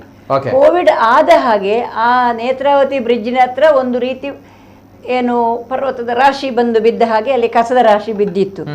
ಆಗ ಸೇವ್ ನೇತ್ರಾವತಿ ಅಂತ ಹೇಳುವ ಒಂದು ಆಂದೋಲನ, ಆ ರೀತಿಯಾಗಿ ಹಲವು ಈ ರೀತಿಯ ಪರಿಸರಕ್ಕೆ ಬೇಕಾದಂತಹ ಪೂರಕವಾದ ಚಟುವಟಿಕೆಗಳನ್ನು ಮಾಡುವ ಮುಖಾಂತರ ಅವರ ಪರಿಚಯ ಆಯಿತು. ಬಹಳ ಆಸಕ್ತಿ ಖಂಡಿತ ಏನಂತ ಹೇಳಿದ್ರೆ, ಏನೋ ಒಂದು ವಿಶಿಷ್ಟ ರೀತಿಯಲ್ಲಿ ನಾನು ಒಬ್ಬನೇ ಮಾಡಬಲ್ಲೆ, ನಾನು ಒಬ್ಬ ಹೋದಾಗ 10 ಜನ ಸೇರ್ತಾರೆ ಅಂತ ಹೇಳುವ ಆತ್ಮವಿಶ್ವಾಸ ಅವರಲ್ಲಿ ಕಂಡಿದ್ದೇನೆ. ಅದು ಬೇಕದು, ನಾನೊಬ್ಬ ಏನ್ ಮಾಡ್ಲಿಕ್ಕೆ ಆಗ್ತದೆ ಅಂತ ಹೇಳುವ ಜನರೇ ಇರುವಾಗ ನಾನು ಹೋಗ್ತೇನೆ, ತೊಂದರೆ ಇಲ್ಲ. ಖಂಡಿತವಾಗಿ ಅವರ ಜನಕ್ಕೆ ಬೆಂಬಲ ಬಂದೇ ಬರ್ತಾರೆ. ನಮ್ಮ ಜನಗಳು ಖಂಡಿತವಾಗಿ ಮೂರ್ಖರಲ್ಲ, ಬುದ್ಧಿವಂತರಿದ್ದಾರೆ. ಆದರೆ ಸ್ವಲ್ಪ ನಿಧಾನವಾಗಿ ಆದರೂ ನಮ್ಮ ಜನರಲ್ಲಿ ಬದಲಾವಣೆ ಬರ್ತದೆ ಅಂತ ಹೇಳುವ ಆ ಒಂದು ಆಶಾ ಭಾವನೆ ನಾಗರಾಜಣ್ಣನ ಮನಸ್ಸಲ್ಲಿ ಇದೆ. ಅದು ನಮ್ಮ ಮಕ್ಕಳು ಹೇಳೋದು. ಮಕ್ಕಳು ಬಹಳಷ್ಟು ಪ್ರೀತಿಯಿಂದ ಅವರನ್ನು ಕರೆಯುವುದು. ಆಗ ಕೋವಿಡ್ ಟೈಮಿನಿಂದ ಇಲ್ಲಿಯವರೆಗೂ ಸಹ ಮಕ್ಕಳಿಗೆ ಇವರನ್ನು ಕರೆಯುವುದು ನಾಗರಾಜಣ್ಣ ಅಂತ. ಮೇಡಮ್ ಅವರಲ್ಲಿ ಬೆಳಿಗ್ಗೆ ಹೋಗಿ ಹಿಡ್ಕೊಳ್ತಾರಲ್ಲ, ಎಷ್ಟು ಚೆನ್ನಾಗಿ ಬದಲಾವಣೆ ಆಗ್ತದೆ, ಎಷ್ಟು ಸೀರಿಯಸ್ ಆಗಿ ಅವರು ಪ್ರತಿದಿನ ಅವರಲ್ಲಿ ಎಷ್ಟು ಕಮಿಟ್ಮೆಂಟ್ ಇರಬೇಕಲ್ಲ. ಆ ಕಮಿಟ್ಮೆಂಟ್ ಅನ್ನು ನಾವು ಒಂದಿಷ್ಟಾರು ನಮ್ಮಲ್ಲೂ ಬೆಳೆಸಿಕೊಳ್ಳುವಂತಹ ಭಾವನೆ ಯುವ ಜನತೆಯಲ್ಲಿ ಬರ್ತಾ ಉಂಟು. ಅದು ಒಂದು ಕೋವಿಡ್ ಟೈಮಿನಿಂದ ಹೆಚ್ಚಾಗಿ ಅವರೊಟ್ಟಿಗೆ ಪಚ್ಚನಾಡಿಯಲ್ಲಿ ಇರುವಂತಹ ಏನು ರ್ಯಾಕ್ ಪಿಕ್ಕರ್ಸ್ ಎಲ್ಲ ಇದ್ದಾರಲ್ಲ, ಅವ್ರ ಜೊತೆ ಕೆಲಸ ಮಾಡೋದು, ಅವರಿಗೆ ಸ್ಪೋರ್ಟ್ಸ್ ಮೀಟ್ ಮಾಡೋದು, ಹೀಗೆ ಹಲವು ರೀತಿಯ ಪರಿಸರಕ್ಕೆ ಸಂಬಂಧಪಟ್ಟ ಕೆಲಸ ಮಾಡುವಾಗಲೇ ಈ ನಾಗರಾಜಣ್ಣ ನಮಗೆ ಪರಿಚಯ ಆಗಿರೋದು. ಆಗಲಿಂದ ನೇತ್ರಾವತಿ, ಸೇವ್ ನೇತ್ರಾವತಿ ಅಲ್ಲಿ ಒಟ್ಟಿಗೆ ಹೋಗಿ ನಾವು ಆದಿತ್ಯವಾರ ಕಸವನ್ನು ತೆಗೆದು ಅಲ್ಲಿ ಇದು ಮಾಡಿದ್ದು ತುಂಬಾ ಹೇಳಿದ್ರೆ ಮೇಡಮ್. ಯಾಕಂದ್ರೆ ತಾವು ಬಹಳಷ್ಟು ತಮ್ಮ ವೃತ್ತಿ ಜೀವನದಲ್ಲಿ ಬಹಳಷ್ಟು ಯುವಕರನ್ನು ನೋಡಿರ್ತೀರಾ. ಈ ಯುವಕನ ಒಂದು ಇನಿಷಿಯೇಟಿವ್ಗೆ ಏನ್ ಅಂತೀರಾ? ತಮ್ಗೆ ಏನ್ ಅನ್ಸುತ್ತೆ? ತಮ್ಗಳಿಗೆ ನೋಡಿದಾಗ ಕೆಲವರಿಗೆ ಏನಪ್ಪ ಇವರು ಈ ರೀತಿ ಮಾಡ್ತಾ ಇದಾರೆ, ಹುಚ್ಚ ಆ ರೀತಿ ಹೇಳುವವರು ಕೂಡ ಇರ್ತಾರೆ. ಹೌದಾ? ಏನ್ ಹೇಳ್ತೀರಾ? ಒಬ್ಬೊಬ್ಬರಿಗೆ ಒಂದೊಂದು ಹುಚ್ಚು ಬೇಕು. ಎಲ್ಲರೂ ಒಂದೇ ತರ ಪರೀಕ್ಷೆಯಲ್ಲಿ 100ರಲ್ಲಿ 100 ಮಾರ್ಕ್ ತೆಗೆಯುವುದು ಆದ್ರೆ ಪ್ರಪಂಚದಲ್ಲಿ ಬದಲಾವಣೆ ಆಗುದಿಲ್ಲ. ಒಬ್ಬೊಬ್ಬರಿಗೆ ಒಂದೊಂದು ಹುಚ್ಚು ಹಿಡಿದಾಗ ಆಗ ಸ್ವಲ್ಪ ಬದಲಾವಣೆ ಸಾಧ್ಯ. ಇವರಿಗೆ ಇಂಥ ಹುಚ್ಚು, ಇನ್ನೊಬ್ರು ಇನ್ನೊಂದು ಗಿಡ ನಡುವ ಹುಚ್ಚು, ಇನ್ನೊಬ್ಬರಿಗೆ ಮತ್ತೊಂದು ಹುಚ್ಚು. ಹಾಗಾಗಿ ನಮ್ಮ ಪರಿಸರ ಇಷ್ಟ ಆದ್ರೂ ಉಳಿದಿದ್ರೆ ಇಲ್ಲ. ಮತ್ತೊಂದು ವಿಚಾರ ಏನಂತ ಹೇಳಿದ್ರೆ, ಸೊ ನಮ್ಗೆ ನಾವು ಹಸಿರು ದಳದ ಸಂಸ್ಥೆಯಿಂದ ಕೆಲಸ ಮಾಡ್ತಿರುವಾಗ ಸೊ ನಾವು ವೇಸ್ಟ್ ಪಿಕ್ಕರ್ಸ್ ಜೊತೆ ಕೆಲಸ ಮಾಡ್ತಿರೋದು. ಸೊ ವೇಸ್ಟ್ ಪಿಕ್ಕರ್ ಜೊತೆ ಕೆಲಸ ಮಾಡುವಾಗ ಸೊ ನಮಗೆ ಮೇಡಮ್ ಅವರು ಬಹಳಷ್ಟು ಸಹಕಾರ ಕೊಟ್ಟು, ಯಾಕಂದ್ರೆ ಇಡೀ ಸಮಾಜದಲ್ಲಿ ನಮ್ಮ ಇದರಲ್ಲಿ ಒಂದು ಕೊನೆ ಅಂಚಿನಲ್ಲಿರುವಂತ ಒಂದು ಸಮುದಾಯ ಅಂತ ಹೇಳಿದ್ರೆ ಅದು ಕಾಗದ, ಇವರು ಕಸ ಆಯ್ತಾ ಇರೋ. ಸೊ ಅವರ ಬಗ್ಗೆ ಯಾರು ಮಾತಾಡೋದಿಲ್ಲ. ಸೊ ಅವರಿಗೆ ಅವರ ಜೀವನ ಭದ್ರತೆ ಕೊಡೋದಾಗಿರಲಿ, ಹಸಿರುದಲ್ಲಿ ಇಂಥ ಕೆಲಸಗಳನ್ನ ಮಾಡೋದ್ರ ಜೊತೆಗೆ ನಾವು ಘನತ್ಯಾಜ್ಯ ಜೊತೆ ಕೆಲಸ ಮಾಡ್ತಿರೋ ಅವಾಗೆಲ್ಲ ನಮಗೆ ಮೇಡಮ್ ತುಂಬಾ ಬಹಳಷ್ಟು ಸಹಕಾರ ಕೊಟ್ಟಿದ್ದಾರೆ. ಈಗ ನಾನು ಅಲ್ಲಿ ನಿಲ್ಲುವಾಗ ಕೂಡ ನನಗೆ ಹಸಿರುದಳ ಬಹಳಷ್ಟು ಸಪೋರ್ಟ್ ಮಾಡ್ತೇನೆ. ನಮಗೆ ನಮ್ಮ ತಂಡ ಏನಿದೆ, ಸೊ ನಾನು ಇಲ್ಲಿ ಒಬ್ಬನೇ ಇರ್ಬೋದು, ಇಲ್ಲಿ ನಿಂತಿರ್ಬೋದು. ಅದೇ ರೀತಿ ನನ್ನ ಸಹೋದ್ಯೋಗಿ ಆಗಿರುವಂಥ ರೂಪಕಲಾ ಇರ್ಬೋದು. ಸೊ ಅವರು ಕೂಡ ಬಹಳಷ್ಟು ಕೆಲಸ ಮಾಡ್ತಾ ಇದ್ದಾರೆ. ಸೊ ಇಲ್ಲಿ ನಿಲ್ಲುವಾಗ ನಮ್ಮ ಇದು ಹಸಿರುದಳ ಏನಿದೆ ತಂಡ, ಸೊ ಸಂಸ್ಥೆ, ಅವರು ಕೂಡ ಅಷ್ಟೇ ಬಹಳಷ್ಟು ನಮಗೆ ಎನ್ಕರೇಜ್ ಕೊಡ್ತಾ ಇದ್ದಾರೆ. ಯಾಕಂದ್ರೆ ಮಾಡು ನಾಗರಾಜ್, ಸೊ ನಾವಿದ್ದೇವೆ ಆ ರೀತಿಯ ಒಂದು ಇದು ಕೊಡುವಾಗ ಸೊ ನಮಗೂ ಕೂಡ ಕೆಲಸ ಮಾಡೋಕ್ಕೆ ಅಥವಾ ಏನಾದರೂ ಸಮಾಜಕ್ಕೆ ಮಾಡಬೇಕು ಅಂತ ಅನಿಸ್ತಾ ಇದೆ. ಇದು ಎಕ್ಸ್ಟ್ರಾ ಅಂತ ನಮಗೇನು ಡ್ಯೂಟಿ ಏನಲ್ಲ ನಮ್ದು, ಹೌದಲ್ವಾ? ಸೊ ನಾವೇನು ಅಂದ್ಕೊಳ್ತೇವೆ, ಇಲ್ಲ ಇದು ನಮ್ಮ ಕರ್ತವ್ಯ ಅಂತ, ಹೌದಲ್ಲ? ನಮ್ದು ಕರ್ತವ್ಯ. ಯಾಕಂದ್ರೆ ನಾವು ಈ ಸಮಾಜದಲ್ಲಿರುವಾಗ ಸೊ ನೀವು ಇವರು ಹೇಳಿದಾಗ ಏನಾದ್ರೂ ಒಂದು ಹುಚ್ಚಿರ್ಲೇಬೇಕು, ಹೌದಲ್ವಾ? ಸೊ ಒಂದು ಒಳ್ಳೆ ಹುಚ್ಚಿರ್ಲಿ, ಹೌದಲ್ವಾ? ಕೆಟ್ಟ ಹುಚ್ಚು ಒಂದು ಒಳ್ಳೆ ಹುಚ್ಚಿರ್ಲಿ, ಒಂದು ಹೋಗ್ತಾ ಇದೆ. ಸೊ ಖಂಡಿತವಾಗಿಯೂ ಒಂದು ಆಶಾಭಾವನೆ. ಯಾವತ್ತೂ ಕೂಡ ನಾವು ನಿರಾಶಾವಾದಿಗಳಲ್ಲ, ಆಶಾವಾದಿಗಳು. ಚೇಂಜ್ ಆಗ್ಬೋದು, ಬದಲಾವಣೆ ಆಗ್ಬೋದು. ಹಸಿರು ದಳ ಏನ್ ಮಾಡುತ್ತೆ, ಈಗ ಮಂಗಳೂರಿನಲ್ಲಿ ಹೇಗೆ ಕೆಲಸವನ್ನು ನಿರ್ವಹಿಸುತ್ತೆ? ಮಾತಾಡ್ತೇನೆ. ಬಿಫೋರ್ ದಟ್ ಮತ್ತೊಂದು ಕರೆ ಇದೆ. ಹಲೋ ಸರ್, ನಮಸ್ತೆ. ಹಲೋ, ನಮಸ್ತೆ. ನಮಸ್ತೆ ಸರ್, ತಮ್ಮ ಹೆಸರಿನಿಂದ ಸರ್? ನನ್ನ ಹೆಸರು ಸಂತೋಷ್ ಅಂತ ಅವರೇ. ಸಂತೋಷ್ ಅಂತ ತಣ್ಣೀರ್ಬಾಯಿ ಬೀಚಿನ ಅಸಿಡೆಂಟ್ ಇನ್ಚಾರ್ಜ್ ಆಗಿರುವೇನು. ನಮಸ್ತೆ ಸರ್, ಮಾತಾಡಿ ಸರ್. ಮೇಡಮ್ ನವರಿಗೆ ನಮಸ್ತೆ. ಅದೇ ಹಾಗೆ ನಾಗರಾಜ್ ಅವರಿಗೆ ಕೂಡ ನಮಸ್ತೆ. ನಾಗರಾಜ್ ಅವರು ನಮ್ಮ ಆತ್ಮೀಯ ಗೆಳೆಯರು. ಹಾ. ಅವರ ಪರಿಚಯ ನಮಗೆ ತುಂಬಾ ಇದೆ. ಹಾ. ಹಲವು ಬಾರಿ ನಮ್ಮ ಕಡೆ ಕೂಡ ಬಂದಿದ್ದಾರೆ. ಈ ಹಸಿರು ಈ ಕಸ ಸಂಹಾರ ಮಾಡುವ ಕುರಿತು ನಮಗೆ ಕೂಡ ತುಂಬಾ ಮಾಹಿತಿಯನ್ನು ನೀಡಿದ್ದಾರೆ. Okay. ಇವತ್ತು ಅವರ ಮಾಹಿತಿ ಪ್ರಕಾರ ನಾವು ಕೂಡ ನಮ್ಮ ಕಡೆ ಕೂಡ ತುಂಬಾ ಕಸ ಸಂಹಾರ ಕುರಿತು ಜಾಗೃತಿಯನ್ನು ವಹಿಸಿದ್ದೇವೆ. ಹಾ. ಅತ್ಯುತ್ತಮವಾಗಿ ನಡೆಯುತ್ತಾ ಹೋಗಿದೆ. ಇವತ್ತು ಅವರು ಹಸಿರುತನ ಏನು ಒಂದು ಮಾಡಿದ್ದಾರೆ. ಆ ಹಸಿರುತನದಿಂದ ಅಡ್ಡಾರು ಪ್ರದೇಶದಲ್ಲಿ ಕೂಡ ಒಂದು ಕ್ರಾಂತಿ ಹೆದ್ದೇಲಿ ಅಂತ ನನ್ನದು ಕೂಡ ಆಶಯ. ನಾಗರಾಜ್ ಅವರೇ ನಮಸ್ತೆ. ನಮಸ್ತೆ ನಿಜ. ನಮಸ್ತೆ ಸಂತೋಷ್ ಅವರೇ. ಪರಿಚಯ ಇರ್ಬೋದು ನಾಗರಾಜ್ ಅವರಿಗೆ. ಖಂಡಿತ ಖಂಡಿತ. ಯಾಕಂದ್ರೆ ತಣ್ಣೀರ್ ಬಾವಿಲಿ ಕೂಡ ಇವರು ಬಹಳಷ್ಟು ಒಳ್ಳೆ ಕೆಲಸ ಮಾಡ್ತಿದ್ದಾರೆ. ಓಕೆ, ಅಂದ್ರೆ ತಣ್ಣೀರ್ ಬಾವಿಲಿ ತಣ್ಣೀರ್ ಬಾವಿ ಬೀಚ್ ಅನ್ನ ಕ್ಲೀನ್ ಮಾಡೋದು. ಅಲ್ಲಿ ಕ್ಲೀನ್ ಮಾಡುವಂತ ಕೆಲಸಗಳನ್ನು ಮಾಡ್ತಾ ಇದ್ದಾರೆ ಸಂತೋಷ್ ಓಕೆ ಓಕೆ. ಈಗ ಏನ್ ಹೇಳ್ತೀರಾ ಸರ್ ಈ ಒಂದು ಇನಿಷಿಯೇಟಿವ್ ಬಗ್ಗೆ? ಈಗ ಅಡ್ಯಾರಿಗೆ ಕಾಲಿಟ್ಟಿದ್ದಾರೆ, ಅಡ್ಯಾರ್ ಸ್ವಚ್ಛ ಆಗ್ಬೇಕು ಅನ್ನುವಂತ ನಿಟ್ಟಿನಲ್ಲಿ. ನಾಗರಾಜ್ ಅವರು ಯಾವ ಪ್ರದೇಶಕ್ಕೆ ಕಾಲಿಡ್ತಾರೆ ಅಲ್ಲಿ ಈಗ ಹಸಿರುದೆಲ್ಲ ನಿರ್ವಹಣೆ ಮಾಡ್ತಿದ್ದಾರೆ ಕಾರ್ಯ. ಅದು ಕಾರ್ಯ ಸಕ್ಸಸ್ ಆಗ್ತದೆ. ಅವರು ಕ್ರಾಂತಿಯನ್ನು ಎಬ್ಬಿಸುವಂತ ಒಂದು ಯುವಕರಾಗಿರ್ತಾರೆ. ಅದೇ ಇವತ್ತು ಅವರ ಈ ಸಾಧನೆ ಇಲ್ಲಿಗೆ ನಿಲ್ಲುವುದಿಲ್ಲ. ಅಲ್ಲಿ ಇನ್ನು ಕಥನೆ ಇಲ್ಲದಂತ ಒಂದು ಸಂದರ್ಭವನ್ನು ಅವರು ಒದಗಿ ನಮಗೆಲ್ಲ ತೋರಿಸಿಕೊಡ್ತಾರೆ. ಅವರು ಏನನ್ನು ಯೋಚನೆ ಮಾಡ್ತಾರೆ ಅದನ್ನು ಸಾಧಿಸಿರ್ತಾರೆ. ನಾಗರಾಜ್ ಅವರಿಗೆ ಈ ಕೆಲಸ ಕಾರ್ಯದಲ್ಲಿ ಶುಭವಾಗಲಿ ಅಂತ ನಾನು ಹಾರೈಸುತ್ತೇನೆ ಅವರಿಗೆ. Okay okay, fact sir, fact. ನಮ್ಗೊಂದು ಆಸೆ ಯಾವ ರೀತಿ ಅಂತ ಹೇಳಿದ್ರೆ, ನಾಗರಾಜ್ ಅವರು ಇನ್ನು ಮುಂದಕ್ಕೆ ಎಲ್ಲಾದ್ರೂ ಒಂದು ಹೋಗ್ತಾರೆ, ಈ ರೀತಿ ಭಿತ್ತಿ ಪತ್ರವನ್ನ ಹಿಡಿತಾರೆ ಅಂತ ಬಂದಾಗ ಅವರನ್ನ ನೋಡಿ ಆದ್ರೂ ಇನ್ನು ಮುಂದಕ್ಕೆ ಕಸ ಹಾಕುವವರು ನಿಲ್ಲಿಸಬೇಕು, ಕಸ ಹಾಕಬಾರ್ದು ಅಂತಹ ಒಂದು ವಿಚಾರ ನಾಗರಾಜ್ ಅವರಿಗೆ ಆಗ್ಬೇಕು ಅನ್ನೋದು ನಮ್ಗಳ ಒಂದು ಆಶಯ. Yes sir, thank you so much, ಧನ್ಯವಾದಗಳು. ಮತ್ತೊಂದು ಕರೆ ಇದೆ. ಹಲೋ ಸರ್, ನಮಸ್ತೆ. ಹಲೋ ಸರ್, ನಮಸ್ತೆ. ಓಕೆ, ಲೈನಲ್ಲಿ ಸ್ವಲ್ಪ ಡಿಸ್ಟರ್ಬೆನ್ಸ್ ಇದೆ, ದಯಮಾಡಿ ಕರೆ ಮಾಡಿದಾಗ ಟಿವಿಯಲ್ಲಿ ಮ್ಯೂಟ್ ಮಾಡಿ ಕರೆ ಮಾಡಿ, ಇಲ್ಲದ್ರೆ ಕರೆ ಕಟ್ ಆಗುತ್ತೆ. ಎಸ್, ಮತ್ತೊಂದು ಕರೆ ಇದೆ. ಹಲೋ ಸರ್, ನಮಸ್ತೆ. ಓಕೆ, ಎಸ್, ಕಟ್ ಆಗಿದೆ, ದಯಮಾಡಿ ಕರೆ ಮಾಡಿದಾಗ ಟಿವಿಯಲ್ಲಿ ಮ್ಯೂಟ್ ಮಾಡಿ ಕರೆ ಮಾಡಿ. ಜೊತೆಗೆ ಸರ್, ಈ ಒಂದು ವಿಚಾರ ನಮಗೆ ನಾಗರಾಜ್ ಅವರಿಗೆ ಯಾವಾಗದಿಂದ ಇಂಟ್ರೆಸ್ಟ್ ಈ ಒಂದು ವೇಸ್ಟ್ ಮ್ಯಾನೇಜ್ಮೆಂಟ್ ಅಲ್ಲಿ ನಾನು ಕೆಲಸವನ್ನ ಮಾಡಬೇಕು, ಅಥವಾ ಹಸಿರು ದಳ ಸೇರಬೇಕು, ಅಥವಾ ನಾನು ಈ ರೀತಿಯ ಒಂದು ಸ್ವಚ್ಛತಾ ಕಾರ್ಯದಲ್ಲಿ ನಾನು ನಿರತರಾಗಬೇಕು ಅಂತ ಯಾವಾಗದಿಂದ ಇಂಟ್ರೆಸ್ಟ್ ನಮಗೆ? ನಂದು ಲೈಫ್ ಒಂಥರ ವಿಚಿತ್ರ ಅಂತ. ಯಾಕಂದ್ರೆ ನಾನು ಇಲ್ಲಿ ಇದ್ದಕ್ಕಿಂತ ಜಾಸ್ತಿ ನಾನು ವಿದೇಶದಲ್ಲಿ ಒಂದು 10-12 ವರ್ಷ ನನ್ನ ಅಣ್ಣನ ಜೊತೆ ನಾನು ಸತೀಶ್ ಅಣ್ಣ ಅಂತ ಹೇಳಿ ನಂದು ಅವರ ಜೊತೆ ನಾನು ಸೌದಿಯಲ್ಲಿದ್ದೆ ಒಂದು 14 ವರ್ಷ. ಆನಂತರ ಅಲ್ಲಿ ಸ್ವಲ್ಪ ಅಂದ್ರೆ ಅಲ್ಲಿದು ಕಂಪನಿ ಎಲ್ಲ ಕ್ಲೋಸ್ ಆದ ನಂತರ ಸೊ ಇಲ್ಲಿ ಬಂದ್ವಿ, ನೆಕ್ಸ್ಟ್ ಹೋಗೋಣ ಅಂತ ಹೇಳಿ. ಇಲ್ಲಿ ಬರುವಾಗ ಒಂದು ಬೀದಿ ನಾಟಕಕ್ಕೆ ನಾವು ಹೋದ್ವಿ. ಬೀದಿ ನಾಟಕ ಇದು ಕಸದ ಬಗ್ಗೆನೇ ಬೀದಿ ನಾಟಕ. ಅಲ್ಲಿ ನಮ್ಮ ಹಸಿರು ದಳದ ವಾಣಿ ಅಂತ ಒಬ್ರು ಇದ್ರು. ಸೊ ಅವರು ಕೂಡ ಕಸದ ಬಗ್ಗೆ ಹೇಳಿಕೆ ಅಂತ ಬಂದಿದ್ರು. ಸೊ ಬಂದ ನಂತರ ಕೋವಿಡ್ ಬಂತು ಸಡನ್ ಆಗಿ. ಕೋವಿಡ್ ಬರುವಾಗ ಮನೇಲಿದ್ದೆ. ಸೊ ಏನಿಲ್ಲ, ಆವಾಗ ಕರೆ ಬಂತು ಒಂದು, ನಾಗರಾಜ್ ನಮ್ಮ ಹಸಿರು ದಳಕ್ಕೆ ನೀವು ಸೇರ್ಬಹುದು ಅಂತ ಹೇಳಿ. ಹೇಗೂ ನೋಡೋಣ ಒಂದು ಏನಂತೇಳಿ. ಸೊ ಒಂದ್ಸಲ ಓಕೆ ಅಂತ ಹೇಳಿದೆ. ಸೊ ಹಸಿರು ದಳದಲ್ಲಿ ಮತ್ತೆ ಹೇಳಿದ ನಂತರ ಓಕೆ, ನನಗೂ ಅದಕ್ಕಿಂತ ಮೊದಲು ಕೂಡ ಬೇರೆ ಬೇರೆ ರೀತಿಯಲ್ಲಿ ಸಮಾಜ ಸೇವೆಗಳನ್ನು ಮಾಡ್ತಾ ಇದ್ವಿ. ನಮ್ಮ ಯುವಕ ಮಂಡಲ, ಪಕ್ಕಲಾಟ ಯುವಕ ಮಂಡಲ ಅಂತ ಇದೆ. ಸೊ ಅದರ ಮುಖಾಂತರ ನಾವು ಬೇರೆ ಬೇರೆ ಸಮಾಜ ಸೇವೆಗಳನ್ನು ಮಾಡ್ತಾ ಇದ್ದೆ. ಕಾಲೇಜಲ್ಲಿ NSS ಅಲ್ಲಿ ಇರುವಾಗ ಕೆಲಸ ಮಾಡಿ ಅಭ್ಯಾಸ ಇದೆ. ಸೊ ಬೇರೆ ಬೇರೆ ಬೇರೆ ಶಿಬಿರಗಳನ್ನೆಲ್ಲ ಭಾಗವಹಿಸ್ತಿದ್ದೆ ನಾನು NSS ಶಿಬಿರದಲ್ಲಿ. ಸೊ ನನಗೆ ತುಂಬ ಇಂಟ್ರೆಸ್ಟಿಂಗ್ ಅನಿಸ್ತಾ ಇತ್ತು. ಯಾಕಂತ ಹೇಳಿದ್ರೆ ಒಂದು ಇವರು ಕೆಲಸ ಮಾಡ್ತಿರೋದು ತ್ಯಾಜ್ಯ ಅವರ ಬಗ್ಗೆ, ಅಂದರೆ ಕಸ ಆಯುವವರ ಬಗ್ಗೆ ಬಹಳಷ್ಟು ಇಂಟ್ರೆಸ್ಟಿಂಗ್ ಅಂತ ಅನಿಸ್ತಿತ್ತು. ಯಾಕಂತ ಹೇಳಿದ್ರೆ ಅವರ ಬಗ್ಗೆ ಎಲ್ಲಿ ಕೂಡ ಕೆಲಸ ಮಾಡೋರು ನಾನು ನೋಡಿಲ್ಲ ಅಷ್ಟವರೆಗೆ. ಅವರೊಟ್ಟಿಗೆ ಕೆಲಸ ಮಾಡೋದು, ಅವರಿಗೆ ಏನಾದರೂ ಮಾಡಬೇಕು ಅಂತೇಳಿ ಯಾಕೆ ಒಂಥರ ಆಸಕ್ತಿ ಹುಟ್ಟಿತ್ತು. ಅದರೊಟ್ಟಿಗೆ ಇವರು ತ್ಯಾಜ್ಯದ ಬಗ್ಗೆ ಕೂಡ ಇವರು ಇದು ವರ್ಕ್ ಮಾಡ್ತಾರೆ ಅಂತ ಹೇಳೋ ಭಾಳಷ್ಟು ಇಂಟ್ರೆಸ್ಟಿಂಗ್. ಓಕೆ ನೋಡೋಣ ಅಂತೇಳಿ ಜಾಯ್ನ್ ಆದ್ವಿ. ಭಾಳಷ್ಟು ಖುಷಿ ಅನ್ನಿಸ್ತಾ ಇದೆ. ಯಾಕಂತ ಹೇಳಿದ್ರೆ ಯಾಕೋ ನನಗೆ ಒಂದು ಹೇಳಿ ಮಾಡಿಸಿದಂತ ಒಂದು ಕೆಲಸ ಅಂತ ನಮ್ಗೆ ಹೇಳ್ತಾರೆ. ನಾವು ಕೆಲಸ ಮಾಡಿದ ನಂತರ ಅದೊಂದು ಆತ್ಮತೃಪ್ತಿ ಅಂತ. ಸೊ ಖಂಡಿತವಾಗಿಯೂ ಈ ಒಂದು ಸಂಸ್ಥೆಯಲ್ಲಿ ಕೆಲಸ ಮಾಡಿದ ನಂತರ ಓಕೆ ಏನಾದ್ರೂ ನಾವು ಅಚೀವ್ಮೆಂಟ್ ಮಾಡೋಣ, ಏನಾದ್ರೂ ಸಮಾಜಕ್ಕೆ ಕೊಡೋಣ ಅಂತೇಳಿ ಅದು ಒಂದು ಭಾವನೆ ಬರ್ತಾ ಇದೆ. ಸೊ ಆ ನಿಟ್ಟಿನಲ್ಲಿ ಈಗ ಮುಂದುವರಿತಿದ್ದೇನೆ. ಎಲ್ಲ ಒಂದ್ ಕಡೆ ಅಂದ್ರೆ ಡಿಫೆಕ್ಟ್ ಆಗುವಂಥದ್ದು ಅಥವಾ ನಿರ್ಲಕ್ಷ್ಯ ಮಾಡುವಂಥದ್ದು ಅಂತದ್ದೇನಾದ್ರೂ ಘಟನೆಗಳು ಆಗಿದೆಯಾ ತಮ್ಗೆ? ಅಂದ್ರೆ ಸಪೋರ್ಟಿವ್ ಇದೆಯಾ? ತಮ್ಮ ಮನೆಗಳಿಂದ ಹೇಗೆ ಸಪೋರ್ಟ್ ಸಿಗುತ್ತೆ? ಹೇಗೆ? ಇಲ್ಲ, ಮನೆಯಲ್ಲಿ ಬಹಳಷ್ಟು ಸಪೋರ್ಟ್ ಸಿಗ್ತಾ ಇದೆ. ಅಂತ ಹೇಳಿದ್ರೆ ನಮ್ಮ ಮನೆಯಲ್ಲಿ ನಮ್ಮ ಜಾಯಿಂಟ್ ಫ್ಯಾಮಿಲಿ ಆಗಿರೋದು. ಸೊ ಫಸ್ಟ್ ಆಫ್ ಆಲ್ ನನ್ನ ಅಣ್ಣ ಬಹಳಷ್ಟು ನನಗೆ ಚಿಕ್ಕಂದಲೇ ಇಲ್ಲಿವರೆಗೂ ಕೂಡ ಸತೀಶ್ ಕುಮಾರ್ ಭಜನ್ ಬಹಳಷ್ಟು ಸಪೋರ್ಟ್ ಮಾಡಿದವರು ನನ್ನ. ಅದೇ ನನ್ನ ಅಪ್ಪ ಅಮ್ಮ ಆಗಿರ್ಲಿ, ನನ್ನ ಹೆಂಡತಿ ಪ್ರಕೃತಿ, ಸೊ ಅವರು ಕೂಡ ಲೆಕ್ಚರರ್ ಆಗಿದ್ದಾರೆ. ಸೊ ಅವರು ಕೂಡ ನನಗೆ ಬಹಳಷ್ಟು ಸಪೋರ್ಟ್ ಕೊಡ್ತಾರೆ. ಎಲ್ಲರೂ ಎಲ್ಲಿ ಹೋದ್ರು ಕೂಡ ಬೆಳಿಗ್ಗೆ ಹೋಗುವಾಗ ಯಾಕೆ ಹೋಗ್ತೀರಂತ, ಸೊ ಎದ್ದೇಳಿ ಹೋಗಿ ಅಂತ ಹೇಳಿದ್ದಾರೆ.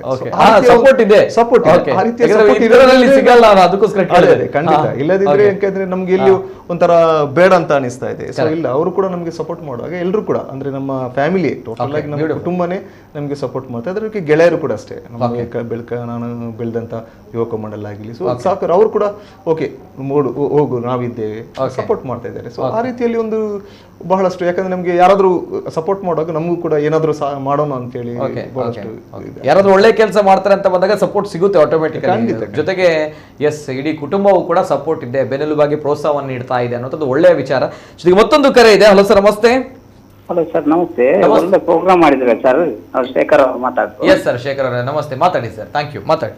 ಪ್ರೋಗ್ರಾಮ್ ಮಾಡಿದ್ರೆ ಸರ್, ನೋಡಿ ನಾವು ಕಳೆದ ಬಾರಿ ಒಂದ್ಸಲ ನೀವು ಪ್ರೋಗ್ರಾಮ್ ಮಾಡಿದ್ರೆ ಸರ್, ಆವಾಗ ನಾವು ಹೇಳಿದೆ ಆಯಾ ಏರಿಯಾಗೆ ಒಂದು ಕಂಟೈನರ್ ಇಟ್ಕೊಳ್ಳಿ. ಕಂಟೈನರ್ ಇಟ್ಟಿದ್ರ ಅದರೊಳಗೆ ಹಾಕ್ತಾರೆ, ನಾಯಿ ಅದೆಲ್ಲ ಹೋಗುದಿಲ್ಲ. ಒಂದು ಕಂಟೈನರ್ ಇಟ್ಟು ಅದನ್ನೇ ಕೊಂಡೋಗಿ ಮತ್ತೆ ಬೇರೆ ಕಡೆ ಶಿಫ್ಟ್ ಮಾಡ್ಬೋದು, ಬೇರೆ ಬೇರೆ. ಓಕೆ. ಮತ್ತೆ ಇನ್ನೊಂದು ನೋಡಿ, ಇದು ದೊಡ್ಡ ಸೇಮ್. ಯಾಕೆಂದ್ರ ಅದು ಬಹಳ ಕಷ್ಟದಲ್ಲಿ ನಾವು ಬೇಕಾದ್ರೆ ಮಾತ್ರ ಶಾಲೆಯ ಮಕ್ಕಳನ್ನು ತರಬೇಕು ಕಸ ಮುಟ್ಟಕ್ಕೆ. ಅದು ಜಿಲ್ಲೆಗೆ ಸೇಮ್ ಅಲ್ಲ ಸರ್? ಒಳ್ಳೆ ಮಾತನ್ನ ಹೇಳಿದ್ರಿ. ಏನೋ ಕಷ್ಟ ಕಾಲಘಟ್ಟದಲ್ಲಿ ಆ ಮಕ್ಕಳನ್ನ ತರಬೇಕಾಗಿತ್ತು, ಆದ್ರೆ ಜಿಲ್ಲೆಗೆ ಶೇಮ್ ಅಲ್ಲ, ನಿಜವಾಗ್ಲೂ ಕೂಡ 100% ಜಿಲ್ಲೆಗೆ ಶೇಮ್ ಸರ್ ಇದು. ಮತ್ತೆ ಇನ್ನೊಂದು ವಿಷಯ ಎಂತ ಗೊತ್ತಿಲ್ಲ, ಯಾಕೆ ಶೇಮ್ ಗೊತ್ತಾ ಸರ್? ಎಸ್, ಯಾಕೆ ಶೇಮ್ ಗೊತ್ತಾ ಸರ್? ಯಾರ್ಯಾರು ತಿಂದಂತಹ ವೇಸ್ಟ್ ಗಳನ್ನ, ಯಾರ್ಯಾರು ಏನೇನೋ ಮಾಡಿದಂತಹ ಕಸಗಳನ್ನ, ಈಗಾಗಲೇ ಹೇಳಿದ್ರು ಡೈಪರ್ಗಳು ಇರುತ್ತೆ, ಬೇರೆ ಬೇರೆ ವಿಚಾರಗಳು ಇರುತ್ತೆ ಅಲ್ಲಿ. ಸೊ ಅದನ್ನ ಪುಟ್ಟ ಮಕ್ಕಳು ಪಾಪ ಆ ಕೈಯಲ್ಲಿ ತೆಗೆದುಕೊಂಡು ಕ್ಲೀನ್ ಮಾಡ್ಬೇಕಲ್ವಾ? ಈ ಕಸ ಬಿಸಾಡಿಕೊಂಡು ಹೋಗ್ತಾರಲ್ವಾ ಮೂರ್ಖರು, ಅವ್ರಗಳಿಗೆ ಎಷ್ಟು ಫೀಲ್ ಆಗ್ಬೇಡ. ಯಾಕಂದ್ರೆ ಅವರ ಹೆಂಡತಿ ಮಕ್ಕಳನ್ನ ತಂದು ಅಲ್ಲಿ ನಿಲ್ಲಿಸ್ಬೇಕು, ಅವರ ಹೆಂಡತಿ ಮಕ್ಕಳನ್ನ ತಂದು ಅಲ್ಲಿ ಕಸವನ್ನ ತೆಗೆದು ನಿಲ್ಲಿಸ್ಬೇಕು, ಅವಾಗ ಬುದ್ಧಿ ಬರ್ತದೆ ಅವ್ರಗಳಿಗೆ. ಮತ್ತೆ ಒಂದು ವಿಷಯ ಉಂಟು ಸರ್, ನೋಡಿ, ಅನ್ನ ತಿನ್ನುವವರು ಯಾವತ್ತು ಕಸ ಆಗಿರುವ ಬೀದಿಯಲ್ಲಿ ಬಿಸಾಡುದಿಲ್ಲ. ಕರೆಕ್ಟ್, ಅದೇ ನಾನು ಹೇಳುವಂತದ್ದು. ಎಸ್, ನಿಜ. ಯಾವಾಗಾದ್ರೂ ಅದನ್ನು ಸಿಸ್ಟಮಿಟಂಗೆಲ್ಲ ಇಲ್ಲಾದ್ರೂ ಒಂದು ಸುಟ್ಟಾಕ್ತಾರೆ, ಇಲ್ಲಾದ್ರೆ ಮಾವನಗರ ಬಲ್ಲಿಗೆ ಒಂದು ಜಾಗದಲ್ಲಿ ಏರಿದಂತೆ ಒಂದು ರಾಶಿ ಹಾಕಿ ಅವ್ರಿಗೆ ಒಂದು ಕಾಲ್ ಮಾಡಿ ಹೇಳ್ತಾರೆ, ಇಂಥ ಜಾಗದಲ್ಲಿ ಕಸ ಉಂಟು ಅದನ್ನು ಕೊಂಡೋಗಿ ಅಂತೆ. ಕರೆಕ್ಟ್, ನಿಜ. ಅವ್ರು ಇಬ್ರು ಅಮ್ಮ ಅವ್ರು ಮತ್ತೆ ಅವ್ರು ಕೂತ್ಕೊಂಡಿದ್ದಾರೆ, ಅವ್ರು ಟ್ಯಾಂಕ್ ಅಂತೆ ನಾವು. Okay sir, okay. Thank you, ಧನ್ಯವಾದಗಳು ಶೇಖರ್ ಪೂಜಾರಿ ಅವರಿಗೆ, ಧನ್ಯವಾದಗಳು. ಜೊತೆಗೆ ಎಸ್, ಇನ್ನೊಂದು ಲೈನಲ್ಲಿ ಡಿಸ್ಟರ್ಬೆನ್ಸ್ ಇದೆ, ಹಾಗಾಗಿ ಎಸ್, ಥ್ಯಾಂಕ್ ಯು. ಜೊತೆಗೆ ಎಸ್ ಸರ್, ಈ ಒಂದು ಬಹಳಷ್ಟು ಇನಿಷಿಯೇಟಿವ್ಗಳ ಬಂದು ನಮ್ಗಳಿಗೆ ಬಹಳಷ್ಟು ಬೇಸರ ಆಗುವಂತ ಆ ಕಸವನ್ನ ಈ ಮಕ್ಕಳು ತೆಗೆದಿದ್ದಾರೆ ಅಂತ ಬಂದಾಗ ಬಹಳಷ್ಟು ನನಗೆ ಬೇಸರ ಇದೆ. ಆದ್ರೆ ಇನ್ನು ಮುಂದಕ್ಕೆ ಏನ್ ಮಾಡ್ಬೇಕಂತ ಬಂದಾಗ ಸ್ವಲ್ಪ ಯೋಚನೆ ಮಾಡ್ಕೊಳ್ಳಿ ಈ ಒಂದು ವಿಚಾರವನ್ನ. ಯಾಕಂದ್ರೆ ತಮ್ಗಳ ಮನೆಯಲ್ಲಿರುವಂತಹ ವೇಸ್ಟ್ಗಳನ್ನ, ತ್ಯಾಜ್ಯಗಳನ್ನ ಯಾರ್ಯಾರೋ ಮಕ್ಕಳು ತೆಗಿತಾ ಇದ್ದಾರೆ ಪಾಪ ಅಂತ ಬಂದಾಗ ಸ್ವಲ್ಪ ಅದರ ಬಗ್ಗೆ ಕೂಡ ಸ್ವಲ್ಪ ಯೋಚನೆ ಮಾಡ್ಕೊಳ್ಳಿ. ಯಾಕಂದ್ರೆ ತಮ್ಮ ಹೆಂಡತಿ ಮಕ್ಕಳು ಅಲ್ಲಿ ಇದ್ರೆ ಅವರು ಕಸವನ್ನ ತೆಗಿತಾ ಇದ್ದಾರೆ, ಅಥವಾ ತಾವುಗಳ ಆ ಕಸವನ್ನ ತೆಗಿತಾ ಇದ್ರೆ ಹೇಗಾಗಿರ್ಬಹುದು ತಮ್ಗಳಿಗೆ ಅನ್ನೋ ಪ್ರಶ್ನೆ ಬರುತ್ತೆ. ಆ ಒಂದು ವಿಚಾರವನ್ನ ಸ್ವಲ್ಪ ಮನದಲ್ಲಿ ಇಟ್ಕೊಳ್ಳಿ. ಅಂಡ್ ದಯಮಾಡಿ ಆ ಒಂದು ಅಡ್ಯಾರ್ ಭಾಗದಲ್ಲಿ ಆಗಿರುವಂತಹ ಒಂದು ಈ ಒಂದು ಘಟನೆ ನಾಟ್ ಓನ್ಲಿ ಅಡ್ಯಾರ್, ಬಹಳಷ್ಟು ಕಡೆಗಳಲ್ಲಿ ಆಗ್ತಾ ಇದೆ, ಬೇರೆ ಬೇರೆ ಕಡೆಗಳಲ್ಲಿ ಆಗ್ತಾ ಇದೆಯಾ ಸರ್? ಹೇಗೆ ಎಲ್ಲೆಲ್ಲ ನೋಡಿ, ನಮ್ಮ ಮಂಗಳೂರಿನಲ್ಲಿ ನೀವು ಎಲ್ಲಿ ನೋಡಿದ್ರು, ಎಸ್ಪೆಷಲಿ ನೀವು ಈ ಕಡೆಯಿಂದ ಹೋದ್ರೆ ಕುತ್ತಾರಿಂದ ಮಂಜನಾಡಿ ಆ ಪ್ರದೇಶಗಳು ಬಹಳಷ್ಟು ಕಸಗಳು ಬೀಳುತ್ತವೆ. ಇಲ್ಲಿ ನಂತೂರು, ನಮ್ಮ ಕೊಟ್ಟಾರ ಚೌಕಿಯಿಂದ ನಂತೂರು ಫಸ್ಟ್ ಪದ್ವಾ ಕಾಲೇಜಿನ ಆ ಸೈಡಲ್ಲಿ ಬಹಳಷ್ಟು ಕಸಗಳು ಬೀಳ್ತಾ ಇದೆ. ಗುರುಪುರ ಬ್ರಿಡ್ಜ್ ಹತ್ರ ಬಹಳಷ್ಟು ಕಸಗಳು ಬೀಳ್ತಾ ಇದೆ, ಅಲ್ಲಲ್ಲಿ ಕಸಗಳು ಬೀಳ್ತಾ ಇದೆ. ಅಂದ್ರೆ ಜನರು ಏನ್ ಹೇಳ್ತಾರೆ, ಸಮಸ್ಯೆ ಏನಂತ ಕೇಳಿದ್ರೆ ಅಲ್ಲಿ ಕಸದ ತೊಟ್ಟಿಲ್ಲ, ಕಾರಣ ಹೇಳ್ತಾರೆ. ಹೌದು, ಕೆಲವರು ಎನಿಸಬಹುದು ಕಸದ ತೊಟ್ಟಿ ಹಾಕೋದ್ರಿಂದ ಕಸ ಅಲ್ಲಿ ಬೀಳುತ್ತೆ ಅಂತ ಹೇಳಿದ್ರೆ, ನಾನು ಹೇಳುದು ಹೌದು, ಒಂದು ಕಾರಣ ಆಗಿರ್ಬೋದು. ಆದ್ರೆ ಕಸದ ತೊಟ್ಟಿಟ್ರು ಕೂಡ ಸಮಸ್ಯೆ ಪರಿಹಾರ ಆಗುತ್ತಾ? ಖಂಡಿತ ಇಲ್ಲ. ಯಾಕಂತ ಹೇಳಿದ್ರೆ ಕಸದ ತೊಟ್ಟಿ ಇಟ್ಟಕೊಂಡು ಏನಾಗುತ್ತೆ ಅಂತ ಹೇಳಿದ್ರೆ ಎಲ್ಲರೂ ಕೂಡ ಮಿಕ್ಸ್ ಆಗಿ ತಂದು ಕಸ ಹಾಕ್ತಾರೆ, ಯಾರು ಕೂಡ ವಿಂಗಡಿಸ್ಲಿಕ್ಕೆ ಹೋಗೋದಿಲ್ಲ. ಸೊ ಮಿಕ್ಸ್ ಆಗಿದ ಅಲ್ಲಿ ಕಸ ಏನಾಗುತ್ತೆ, ಅಲ್ಲಿ ಒಂದು ನಾಯಿಗಳು, ದನ ಕರುಗಳು, ಪ್ರಾಣಿ ಪಕ್ಷಿಗಳು ಅಲ್ಲಿಂದ ತಿಂದು ಬಿಡ್ತವೆ ಅದು, ಮತ್ತೆ ಅದು ಚಲ್ಲಪಿಲ್ಲಿ ಮಾಡಿ ಅಲ್ಲಿ ಕಸ ಇದಾಗುತ್ತೆ. ಮತ್ತೆ ಎಲ್ಲಿವರೆಗೆ ನಮ್ಗೆ ಉದಾಸೀನ ಅಂತ ಹೇಳಿದ್ರೆ, ಕಸ ಒಂದು ವೇಳೆ ತೊಟ್ಟಿಯಲ್ಲಿ ಇದ್ರೆ ಸೊ ಅಲ್ಲಿ ಹೋಗಿ ಹಾಕ್ಲಿಕ್ಕೆ ಇದಿಲ್ಲ, ಸೊ ಇಲ್ಲಿಂದ ಗಾಡಿಯಿಂದ ನಾವು ಡಿಸ್ಕಸ್ ಥ್ರೋ ಮಾಡಿದಾಗೆ ಥ್ರೋ ಮಾಡಿಬಿಡ್ತೇವೆ, ಅದು ಎಲ್ಲೋ ಹೋಗಿ ಬೀಳುತ್ತೆ, ಅದರ ಪಕ್ಕದಲ್ಲಿ ಬಿದ್ದು ಗಲೀಜಾಗುತ್ತೆ. ಅದನ್ನ ಕ್ಲೀನ್ ಮಾಡುವಂಥದ್ದು ಬಹಳಷ್ಟು ಉದಾಸೀನ ಆಗುತ್ತೆ. ನಮ್ಮ ಜನರು ಎಷ್ಟು ಇದಂತ ಹೇಳಿದ್ರೆ, ನೀವು ನೋಡಿರ್ಬೋದು ಅಂಗಡಿಗೆ ಹೋಗುವಾಗ ಅಂಗಡಿ ಎದುರುಗಡೆ, ಪ್ರತಿ ಅಂಗಡಿಯಲ್ಲಿ ಎದುರುಗಡೆ ಒಂದು ಕಸದ ಡಬ್ಬಿ ಇರುತ್ತೆ. ಆದ್ರೆ ಏನ್ ಮಾಡ್ತಾರೆ, ಪಾನ್ ಪರಾಗ್ ತಿಂತಾರೆ, ಅಲ್ಲಿ ರೋಡ್ ಸೈಡ್ ಅಲ್ಲಿ ಬಿಸಾಡ್ಬಿಡ್ತಾರೆ, ಚಾಕ್ಲೇಟ್ ತಿಂತಾರೆ ಅಲ್ಲಿ ಬಿಸಾಡ್ತೇವೆ, ಬಾಳೆಹಣ್ಣು ತಿಂತೇವೆ ಎಲ್ಲೋ ಬಿಸಾಡ್ತೇವೆ, ಅಲ್ಲಿ ಕಸದ ಇದಿದ್ರು ಕೂಡ. ಬೀಚಿಗೆ ಹೋದ್ರೆ ಬೀಚಲ್ಲಿ ಎಲ್ಲಾ ಕಡೆ ಕಡೆ ಕೂಡ ಕಸ ತೊಟ್ಟಿ ಇರುತ್ತೆ ಇಲ್ಲಿ ಕೂಡ. ಆದ್ರೆ ಏನಾಗುತ್ತೆ, ಇಲ್ಲಿ ಕೂತ್ಕೊಳ್ತಾರೆ ಫ್ಯಾಮಿಲಿ ಜೊತೆ, ಇಲ್ಲಿಂದ ಅಲ್ಲಿವರೆಗೆ ನಡ್ಕೊಂಡು ಹೋಗ್ಲಿಕ್ಕೆ ನಮ್ಗೆ ಉದಾಸೀನ ಆಗುತ್ತೆ. ಸೊ ನಾವೇನ್ ಮಾಡ್ತೇವೆ, ಎಲ್ಲಿ ತಿಂತೇವೆ ಅಲ್ಲೇ ಬಿಟ್ಟು ನಾವು ಬರ್ತೇವೆ, ಪ್ಲಾಸ್ಟಿಕ್ ಅಲ್ಲೇ ಬಿಟ್ಟು ಬರ್ತೇವೆ. ಇಲ್ಲಿಂದ ಅಷ್ಟು ದೂರ ನಡೆದ್ರೆ ಸಾಕು ನಮ್ಗೆ ಇದು ಡಸ್ಟ್ಬಿನ್ ಸಿಗುತ್ತೆ. ಅಂದ್ರೆ ಡಸ್ಟ್ಬಿನ್ ಇದ್ರೂ ಕೂಡ ನಾವು ಹೋಗಿ ಹಾಕುವವರಲ್ಲ, ಯಾಕಂದ್ರೆ ಆ ಬದಲಾವಣೆಗಳು ನಮ್ಮಲ್ಲಿ ಬರಬೇಕು. ಆ ರೀತಿ ಬದಲಾವಣೆಗಳು ಬಂದಾಗ ಖಂಡಿತವಾಗಿ ಡಸ್ಟ್ಬಿನ್ಗೆ ನಾವೇ ಹೋಗ್ತೇವೆ ಅಥವಾ ನಾವೇ ಸ್ಯಾಗ್ರಿಗೇಟ್ ಹಾಕ್ತೇವೆ. ಈಗ ವಿದೇಶಗಳಲ್ಲಿ ನೋಡಿರ್ಬೋದು, ಯಾಕಂದ್ರೆ ಅಲ್ಲಿ ಬೇರೆ ಬೇರೆ 3 ಬಿನ್ ಇರ್ತಾರೆ. ಆ 3 ಬಿನ್ನಿಗೆ ಹಸಿ ಕಸ ಬೇರೆ, ಒಣ ಕಸ ಬೇರೆ, ರಿಜೆಕ್ಟೆಡ್ ವೇಸ್ಟ್ ಬೇರೆನೆ ಹಾಕ್ತಾರೆ. ಆದ್ರೆ ನಮ್ಗೆ ಯಾರಿಗೂ ಗೊತ್ತಿಲ್ಲ ರಿಜೆಕ್ಟೆಡ್ ವೇಸ್ಟ್ ಅಂದ್ರೆ ಯಾರಿಗೂ ಗೊತ್ತಿಲ್ಲ. ನಾವೇನ್ ಮಾಡ್ತೇವೆ, ಎಲ್ಲ ಡ್ರೈ ವೇಸ್ಟ್ ಒಟ್ಟಿಗೆ ಏನ್ ಮಾಡ್ತಾರೆ, ಈ ಡೈಪರ್ಗಳನ್ನ ಮತ್ತೆ ಸ್ಯಾನಿಟರಿ ಪ್ಯಾಡ್ಗಳನ್ನ ಒಟ್ಟಿಗೆ ಮಿಕ್ಸ್ ಮಾಡಿ ನಾವು ಕಳಿಸ್ತೇವೆ. ಪಾಪ ನಾವು ನೋಡಿರ್ಬೋದು, ನಾನು ಈ ತ್ಯಾಜ್ಯವರ ಜೊತೆಗೆ ನಾನು ಕೆಲಸ ಮಾಡ್ತಿರೋದು, ಪಚ್ಚನಾಡಿಯಲ್ಲೆಲ್ಲ ಕೆಲಸ ಮಾಡ್ತಾ ಇದ್ದಾರೆ. ನಾವೆಲ್ಲ ಹಾಕಿರುವಂಥ ಕಸಗಳು ಹೌದಲ್ವ, ಇಷ್ಟು ರಸ್ತೆ ಬದಿಯಲ್ಲಿ ಒಂದೇ ದಿವಸದಲ್ಲಿ ಆದರೆ ಅದು ದೊಡ್ಡ ಸಮಸ್ಯೆ ಅಲ್ಲ. ಇವತ್ತಿನ ಕಸ ನಾಳೆಗೆ ಹೋದ್ರೆ ಅಲ್ಲಿ ಸಮಸ್ಯೆ ಆಗೋದಿಲ್ಲ. ಆದರೆ ತಿಂಗಳುಗಟ್ಟಲೆ ವರ್ಷಗಟ್ಟಲೆ ಆದಂಥ ಕಸಗಳನ್ನು ಅಲ್ಲಿ ಹೋಗಿ ಸ್ಯಾಗ್ರಿಗೇಷನ್ ಮಾಡಬೇಕಾದ್ರೆ ಅವ್ರು ಕೈ ಹಾಕ್ತಿದ್ದಾರೆ. ಅವರ ಚರ್ಮ ರೋಗಗಳು ಎಷ್ಟು ಮಕ್ಕಳಿದು ನಾನು ಬೇಕಾದ್ರೆ ತೋರಿಸ್ಬೇಡಿ, ನಾನು ಎಷ್ಟು ಮಕ್ಕಳಿಗೆ ಚರ್ಮ ರೋಗಗಳು ಬರ್ತವೆ, ಮಕ್ಕಳಿಗೆ ಚರ್ಮ ರೋಗ, ಅವರಿಗೆ ಚರ್ಮ ರೋಗ ಬರ್ತದೆ. ನಾವೆಲ್ಲ ಏನು ಮಾಡ್ತಾ ಇದ್ದೇವೆ, ಆ ಇದರಲ್ಲಿ ಬಾಟ್ಲಿಗಳನ್ನು ಒಡೆದ ಬಾಟ್ಲ್ ಗ್ಲಾಸ್ ಪೀಸ್ಗಳನ್ನೆಲ್ಲ ಹಾಕ್ತೇವೆ. ಪಾಪ ಅವ್ರಿಗೆ ಅದರಲ್ಲಿ ಏನಾದರೂ ಸಿಗ್ಬೋದು ಅಂತೇಳಿ ಕೈ ಹಾಕುವಾಗ ಸೊ ಏನಾಗುತ್ತೆ, ಕೈಯೆಲ್ಲ ಎಷ್ಟೋ ಭಾಗಗಳಾಗಿ ಎಷ್ಟೋ ಜನ ಬೆರಳುಗಳು ಕಟ್ಟಾಗಿರುವಂಥ ಉದಾಹರಣೆಗಳು ಸಿಗ್ತಾ ಇದೆ.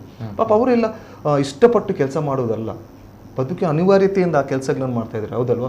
ಅವ್ರಿಗೆ ಕೂಡ ನಮ್ಮ ಬದುಕು ಬೇರೆ ರೀತಿಯಲ್ಲಿ ಇರಬೇಕು ಅಂತ ಅನಿಸ್ತದೆ. ಆದರೆ ಏನು ಮಾಡೋದು, ಅವರಿಗೆ ಒಂದು ಸಮುದಾಯದಲ್ಲಿ ಬಹಳಷ್ಟು ಕೆಳಮಟ್ಟದಲ್ಲಿದ್ದಾರೆ, ವಿದ್ಯಾಭ್ಯಾಸ ಇರೋದಿಲ್ಲ, ಮತ್ತು ಹಸಿವು, ಈ ಎಲ್ಲ ಕಾರಣದಿಂದಾಗಿ ಅವರಲ್ಲಿ ಕೆಲಸ ಮಾಡ್ತಾ ಇದ್ದಾರೆ. ಆವಾಗ ನಾವು ಕಸ ಬಿಸಾಡುವಾಗ ಕನಿಷ್ಠ ಪಕ್ಷ ಅವರ ಬಗ್ಗೆ ಅವರು ಕೂಡ ಮನುಷ್ಯರು ಹೌದಲ್ವಾ. ಅಲ್ಲಿ ಮಿಷನರಿಗಳಲ್ಲಿ ಕೆಲಸ ಮಾಡುವುದ್ರು ಕೂಡ ಅಲ್ಲಿ ಇವರು ಬಹಳಷ್ಟು ಮುಖ್ಯ ಆಗಿರ್ತಾರೆ, ಕಸ ಆಯುವವರು ಕೂಡ. ಸೊ ಇವರ ಬಗ್ಗೆನೂ ನಾವು ಯೋಚನೆ ಮಾಡಲೇಬೇಕಾಗುತ್ತೆ. ಕಸ ಬಿಸಾಡುವಾಗ ಕೇವಲ ನಾವು ಬಿಸಾಡಿದ ನಂತರ ಹೌದಲ್ಲ, 1 ಸೆಕೆಂಡ್ ಕೆಲಸ ನಮಗೆ ಹೋಗಿ ಕಸ ಬಿಸಾಡೋ 5 ನಿಮಿಷದ ಕೆಲಸ ಅಷ್ಟೇ.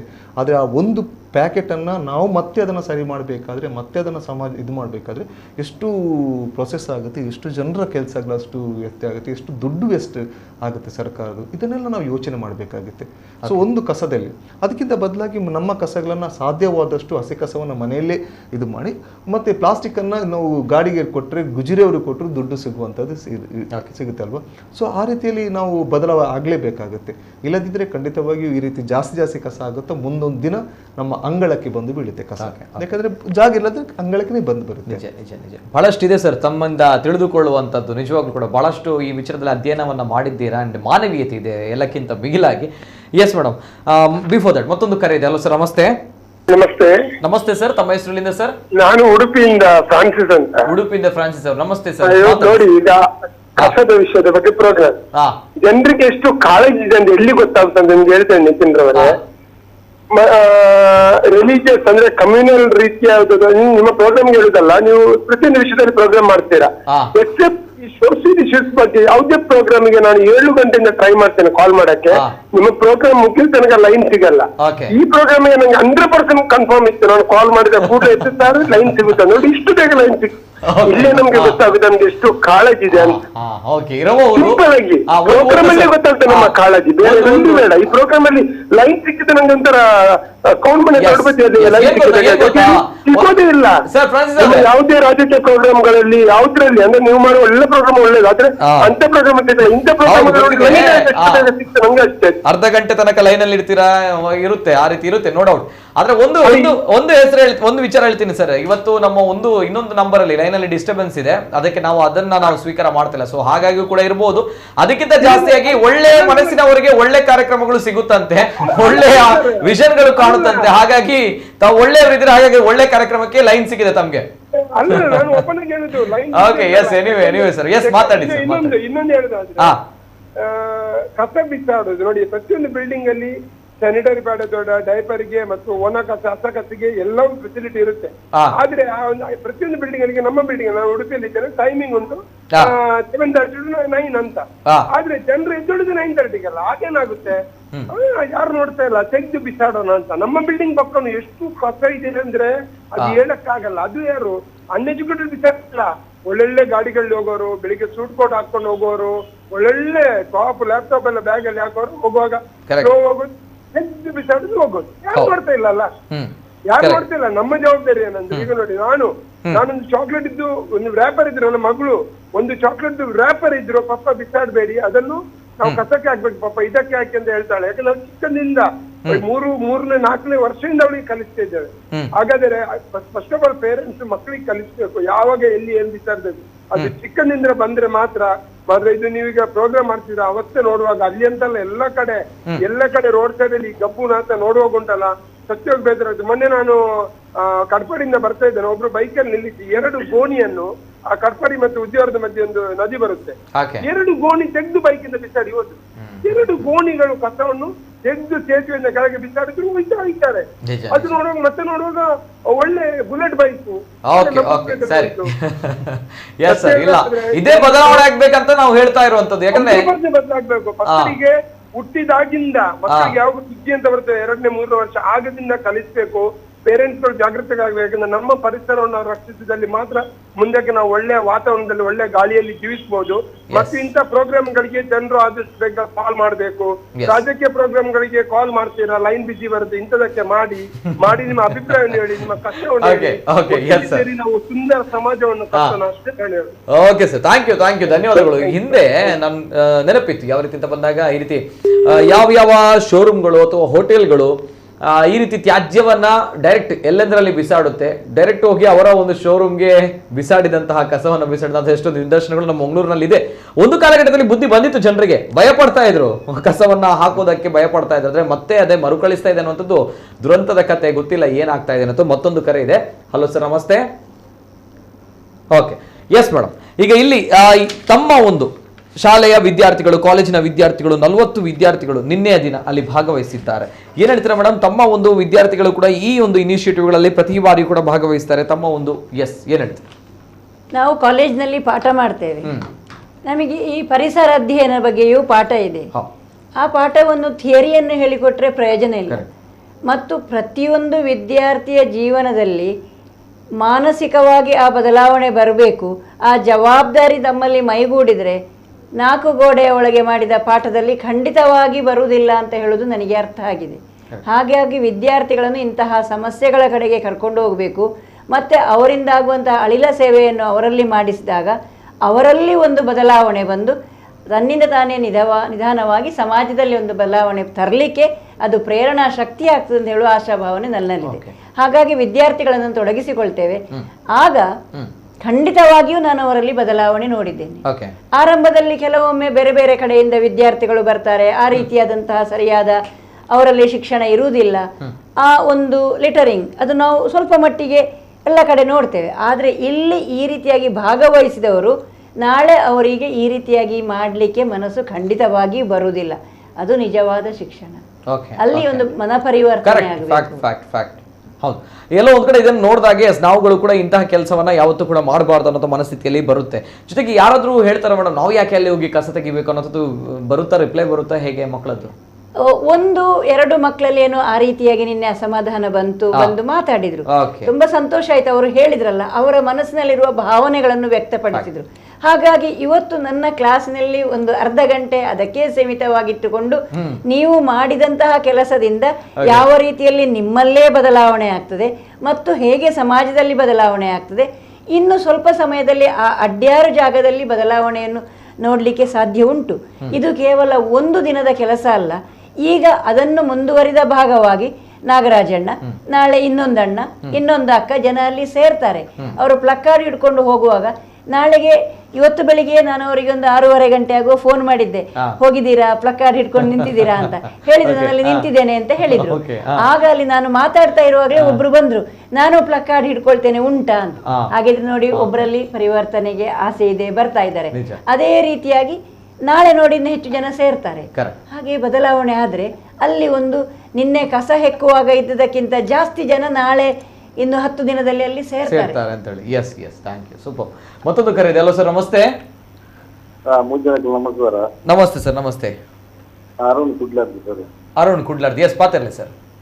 ಸರ್ ನಮೈತೆ ಕಾಸುನು ಜಾಗ್ರತೆ ಮಲ್ದೀಪ ಬಂಡ ಕಾಸು ಬೂಡದೆ ನಮಗೆ ಅಂದೆ ಇತ್ತೆ ಬಂಗಾರನ ನಮ್ಮ ಜಾಗ್ರತೆ ಮಲ್ದೀಪ ಬಂಡ ಬಂಗಾರ ಕಾಸು ಕೊರ್ದಪ್ಪ ನಮ್ಮ ಅಂದೆ ಅಂಡ ಪ್ರಕೃತಿದ ಬಗ್ಗೆ ನಮ್ಮ ಕೇರ್ಲೆಸ್ ದಾಪಣ ಪ್ರಕೃತಿಗೆ ನಮ್ಮ ಕಾಸು ಕೊಡ್ತಿದ್ದೆ, ದೇವರ ಧರ್ಮ ಕೊಡ್ತೀನತ್ತೆ ಫ್ರೀ ಅದೇ ಅಂಚೆ ನಮ್ಮ ಬೇಕಾಬಿಟ್ಟು ಯೂಸ್ ಮಾಡ್ಬೋದು. ನಿಜ ನಿಜ ನಿಜ. ಅಂಡ ಹಸಿರು ದಳ ಗುಂಗಿ ನಂಗೆ ಅಪ್ರಿಸಿಯೇಟ್ ಮಾಡೋದಿಲ್ಲ ಮಗಲ ಕಾರ್ಯ ಗುಂಗಿ ಎಡ್ಡ ಕೆಲಸ ದೇವರ ಮತ್ತಿನ ಕೆಲಸ ಪ್ರಕೃತಿನೂ ನಮ್ಮ ರಕ್ಷಣೆ ಮಾಡ್ತಿರೋದಂಡ ನಮಗೆ ದೇವರ ಸಂಪೂರ್ಣ ಅನುಗ್ರಹ ಉಂಟು ಕೈ ಕರೆಕ್ಟ್ ಕರೆಕ್ಟ್ ನಿಜ ಆ ರೀತಿ ಆಗ್ಲೇ ನಮಗೆ ಇದು ಮಾಡ್ತಾರೆ. Yes sir. Okay sir, thank you. Hasirudala ತಮ್ಮನ್ನ ಪ್ರಶಂಸೆ ಮಾಡ್ತಾ ಇದ್ದಾರೆ. ಹಸಿರುದಳ ಏನ್ ಮಾಡುತ್ತೆ, ಯಾವ ರೀತಿ ಇಫ್ ದೇರ್ ಇಸ್ ಮಂಗಳೂರಿನಲ್ಲಿ ಬಹಳ ಜನರು ಕಾರ್ಯಕ್ರಮ ನೋಡ್ತಾರೆ, ಬಹಳ ಜನರಿಗೆ ಗೊತ್ತಿಲ್ಲ. ಪ್ರಕೃತಿಯನ್ನು ಪ್ರೀತಿಸುವವರು ಬಹಳ ಜನರು ಇಡ್ತಾರೆ, ಆದರೆ ಅವರುಗಳಿಗೋಸ್ಕರ ಒಂದು ಸಂಘಟನಾತ್ಮಕವಾದ ಶಕ್ತಿ ಇರುವಂಥದ್ದು ನಮ್ಮಲ್ಲಿ ಬಹಳಷ್ಟು ಕಡಿಮೆ. ಸೊ ಹಾಗಾಗಿ ತಮ್ಮನ್ನ ಸೇರಬೇಕು ಅಥವಾ ಹಸಿರುದಳ ಈ ಕೆಲಸಗಳನ್ನ ಮಾಡುತ್ತೆ ಅಥವಾ ನಮಗೆ ಪರಿಸರನ ಉಳಿಸಬೇಕು ಅಂತ ಬಂದಾಗ ಏನೆಲ್ಲ ಕೆಲಸಗಳನ್ನ ಮಾಡುತ್ತೆ ಹಸಿರುದಳ ಮುಖ್ಯವಾಗಿ ಕೆಲಸ ಮಾಡ್ತಿರೋದು ನಾವು ಈ ಕಾಗದಾಯವರು ರಸ್ತೆ ಬದಿಯಲ್ಲಿ ನೀವು ನೋಡಿರ್ಬೋದು, ಒಂದು ಜೋಲಿಗೆ ಇಟ್ಕೊಂಡು ಹೋಗ್ತಾ ಇರ್ತಾರೆ. ಸೊ ಇವರನ್ನ ಯಾರು ಗುರುತಿಸಿದವರಲ್ಲ. ಸೊ ಪ್ರಥಮವಾಗಿ ಹಸಿರುದಳ ಗುರುತಿಸಿ ಅವರನ್ನ ಅವರಿಗೆ ಒಂದು ಗುರುತಿನ ಚೀಟಿ ಬೇಕಂತ ಹೇಳಿ ಬಹಳಷ್ಟು ದೊಡ್ಡ ಹೋರಾಟ ಮಾಡಿದ, ಅಂದ್ರೆ ಅದರ ಬಗ್ಗೆ ಮಾತುಕತೆಗಳನ್ನು ನಡೆಸಿ ಅವರಿಗೆ ಸರ್ಕಾರದ ವತಿಯಿಂದ ಈ ಗುರುತಿನ ಚೀಟಿಯನ್ನು ಮೊದಲಿಗೆ ಹಸಿರುದಳ ಕೊಟ್ಟಿದ್ದು. ಸುಮಾರು 27,000 ಕುಟುಂಬದೊಟ್ಟಿಗೆ ನಾವು ಕೆಲಸ ಮಾಡ್ತಿದ್ದೀವಿ. ಅವರಿಗೆ ಸಾಮಾಜಿಕ ಭದ್ರತೆ ಅಂದ್ರೆ ಎಷ್ಟೋ ಜನರಲ್ಲಿ ಆಧಾರ್ ಕಾರ್ಡ್ ಅಂದ್ರೆ ಏನಂತ ಗೊತ್ತಿರಲಿಲ್ಲ, ಪ್ಯಾನ್ ಕಾರ್ಡ್ ಅಂತ ಗೊತ್ತಿಲ್ಲ, ರೇಷನ್ ಕಾರ್ಡ್ ಸರ್ಕಾರಗಳು ಏನು ಕೊಟ್ಟರು ಕೂಡ ಅವರಿಗೆ ಏನು ಮುಟ್ತಾನೆ ಇರಲಿಲ್ಲ. ಇವನ್ ಕೊರೋನಾ ಸಂದರ್ಭದಲ್ಲಿ ಅವರನ್ನು ಯಾರು ಕೂಡ ಇದುವಾಗಲಿ ಆವಾಗ ದೊಡ್ಡ ರೀತಿಯಲ್ಲಿ ಹಸಿರುದಳ ಅವರ ಬೆನ್ನಿಗೆ ನಿಂತು ಅವರಿಗೆ ಸಪೋರ್ಟ್ ಮಾಡಿದೆ. ಅದೇ ರೀತಿ ಅವರ ಮಕ್ಕಳ ಎಜುಕೇಷನ್ಗೆ ಆಗಿರಲಿ ಈ ರೀತಿಯಲ್ಲಿ ಬಹಳಷ್ಟು ಕೆಲಸಗಳನ್ನು ಮಾಡ್ತಾ ಇದ್ದಾರೆ. ಮನೆ ಕಟ್ಟಿ ಕೊಡುವಂಥದ್ದಾಗಿರಲಿ, ಅಂದರೆ ಮುಖ್ಯವಾಗಿ ವೇಸ್ಟ್ ಪಿಕರ್ಸ್ ಅಂದರೆ ತ್ಯಾಜ್ಯ ಅವರ ಜೊತೆ ನಾವು ಕೆಲಸ ಮಾಡ್ತಿದ್ದೆ. ಯಾಕೆಂದರೆ ಒಂದು ಅವರು ತ್ಯಾಜ್ಯ ಅವರು ಬಹಳಷ್ಟು ನಮ್ಮ ಸಮಾಜಕ್ಕೆ ಕೊಡುಗೆಯನ್ನು ಕೊಡ್ತಾ ಇದ್ದಾರೆ. ಒಂದು ಅಂದಾಜಿನ ಪ್ರಕಾರ ಕೋಟಿ ಕಟ್ಟಲೆ ದುಡ್ಡನ್ನು ನಮಗೆ ಉಳಿಸ್ತಾ ಇದ್ದಾರೆ ಸರ್ಕಾರದ. ಯಾಕಂತ ಹೇಳಿದ್ರೆ ಅವರು ಹೋಗಿ ಹೆಕ್ಕುವಂಥ ಪ್ಲಾಸ್ಟಿಕ್ಗಳಾಗಿರಲಿ ಅದೆಲ್ಲ ಕೂಡ ಅದು ರಿಸೈಕ್ಲಿಂಗ್ ಹೋಗುತ್ತೆ. ಅವರು ಎಲ್ಲ ವ್ಯಾಲ್ಯೂಬಲ್ ಆಗಿರುವಂಥ ಎಲ್ಲ ಇದನ್ನ ಹಾಕಿ, ಇಲ್ಲದಿದ್ರೆ ಅದು ಎಲ್ಲ ಕೂಡ ಭೂಮಿಗೆ ಹೋಗುವಂಥದ್ದು, ಹೌದಲ್ವಾ? ಎಲ್ಲೆಲ್ಲೋ ರಸ್ತೆ ಬದಿಗಳಲ್ಲಿ ಇರುವಂಥ ಕಸಗಳನ್ನ. ಬಟ್ ಆದರೆ ಸಮಾಜ ಅವರನ್ನು ಗುರುತಿಸಿಲ್ಲ, ಅವರನ್ನ ಕಳ್ಳರಾಗಿ ನೋಡಿರುವುದು ಜಾಸ್ತಿ. ನಾವೆಲ್ಲ ನೋಡಿದ್ದೆ ಅವರನ್ನು ಜಾಸ್ತಿ ಕಳ್ಳರು ಬಂದರು, ಅವ್ರ ಮನೆ ಹತ್ರ ಬಂದ್ರೆ ಏನಾದ್ರು ಕೊಂಡೋಗ್ಬೋದು ಅಂತ ಹೇಳಿ ಆ ರೀತಿಯ ಒಂದು ಭಯದಲ್ಲಿರ್ಬೋದು ಹೆಚ್ಚಿನವರು. ಆದ್ರೆ ಅವರಷ್ಟು ಕಡಿಮೆ ಆಗಿದ್ದಾರೆ ಅಂತ ಈ ಹಿಂದೆಗೆ ಈಗ ಹೋಲಿಕೆ ಮಾಡಿದ್ರೆ ಕಸ ಆಯುವವರು ಇಲ್ಲ. ಅಂದ್ರೆ ಕೊರೋನಾ ಆದ ನಂತರ ತುಂಬಾ ಕಸ ತುಂಬಾ ಅಂದ್ರೆ ಕಡಿಮೆ ಅಂತೇನಿಲ್ಲ, ಕೆಲವು ಜಾಸ್ತಿನೇ ಆಗಿರ್ಬೋದು ಅಂತ ಹೇಳಿ ಬೇರೆ ಬೇರೆ ಜಿಲ್ಲೆಗಳಿಂದ ಬೇರೆ ಬೇರೆ ಕಡೆಗಳಿಂದ ಬರ್ತಾ ಇದ್ದಾರೆ. ನೀವು ನೋಡಿರ್ಬೋದು ಅಲ್ಲಲ್ಲಿ. ಆದ್ರೆ ಈಗ ಕಸ ಸಿಗ್ತಾ ಇಲ್ಲ ಜಾಸ್ತಿ, ಯಾಕಂತಂದ್ರೆ ಕಸ ಮಿಕ್ಸ್ ಆಗಿ ಎಲ್ಲ ಒಟ್ಟಾರೆಯಾಗಿ ಬಿಸಾಡ್ತಾ ಇದ್ದಾರೆ. ಸೊ ಅವರಿಗೆ ಕೂಡ ಕಸ ಕೂಡ ಸಿಗ್ತಾ ಇಲ್ಲ ಈಗ. ಮತ್ತೆ ಕ್ಲೈಮೇಟ್ ಚೇಂಜ್ ಅಲ್ಲಿ ಕೂಡ ಈಗ ಹವಾಮಾನದ ಬದಲಾವಣೆಯಲ್ಲಿ ಸೊ ಅವರ ಪಾತ್ರ ಬಹಳಷ್ಟು ಮುಖ್ಯ ಆಗಿರುತ್ತೆ, ಅವರನ್ನ ಪರಿಸರವನ್ನು ಸ್ವಚ್ಛ ಮಾಡುವ ಇದರಲ್ಲಿ. ಸೊ ಈ ನಿಟ್ಟಿನಲ್ಲಿ ಹಸಿರುದಳ ಬಹಳಷ್ಟು ಕೆಲಸಗಳನ್ನ ಮಾಡ್ತಾ ಇದೆ ಅವರ ಪರವಾಗಿ. ಅದರೊಟ್ಟಿಗೆ ಘನತ್ಯಾಜ್ಯ ನಿರ್ವಹಣೆ ಜೊತೆ ಬೇರೆ ಬೇರೆ ಕ್ಷೇತ್ರಗಳಲ್ಲಿ ಬೇರೆ ಬೇರೆ ಇದರಲ್ಲಿ ಕೆಲಸ ಮಾಡ್ತಾ ಇದೆ. ಈಗ ಇದರಲ್ಲಿ ಕೂಡ ಘನತ್ಯಾಜ್ಯ ನಿರ್ವಹಣೆಯಲ್ಲಿ ನಾವು ಸರ್ಕಾರದ ಜೊತೆ ಅಂದ್ರೆ ಮುನ್ಸಿಪಾಲಿಟಿ ಜೊತೆ ನಾವು DWCC ವನತ್ಯಾಜ್ಯ ಘಟಕಗಳನ್ನ ನಿರ್ವಹಣೆ ಮಾಡೋದು. ಸೊ ಅದನ್ನು ಕೂಡ ವೇಸ್ಟ್ ಪಿಕರ್ಸ್ ನಿರ್ವಹಣೆ ಮಾಡೋದು. ಅವರ ಲೈಫಿಗೆ ಒಂದು ಆಧಾರ ಆಗುತ್ತೆ. ಎಲ್ಲೆಲ್ಲೋ ಹೋಗಿ ಕಸವನ್ನು ಒಂದು ವಾರ್ಡಿನ ಕಸ ಅಲ್ಲಿ ಬಂದು ಅಲ್ಲಿಂದ ಅವರು ಸ್ಯಾಗ್ರಿಗೇಷನ್ ಮಾಡಿ ಅದನ್ನು ಸೇಲ್ ಮಾಡುವಂಥದ್ದು. ಸೊ ಅವರ ಒಂದು ಸ್ವಾವಲಂಬ ಬದುಕನ್ನು ಅವರು ಬದುಕಲಿಕ್ಕೆ ಸಾಧ್ಯ ಆಗಿದೆ ಆ ರೀತಿಯಲ್ಲಿ.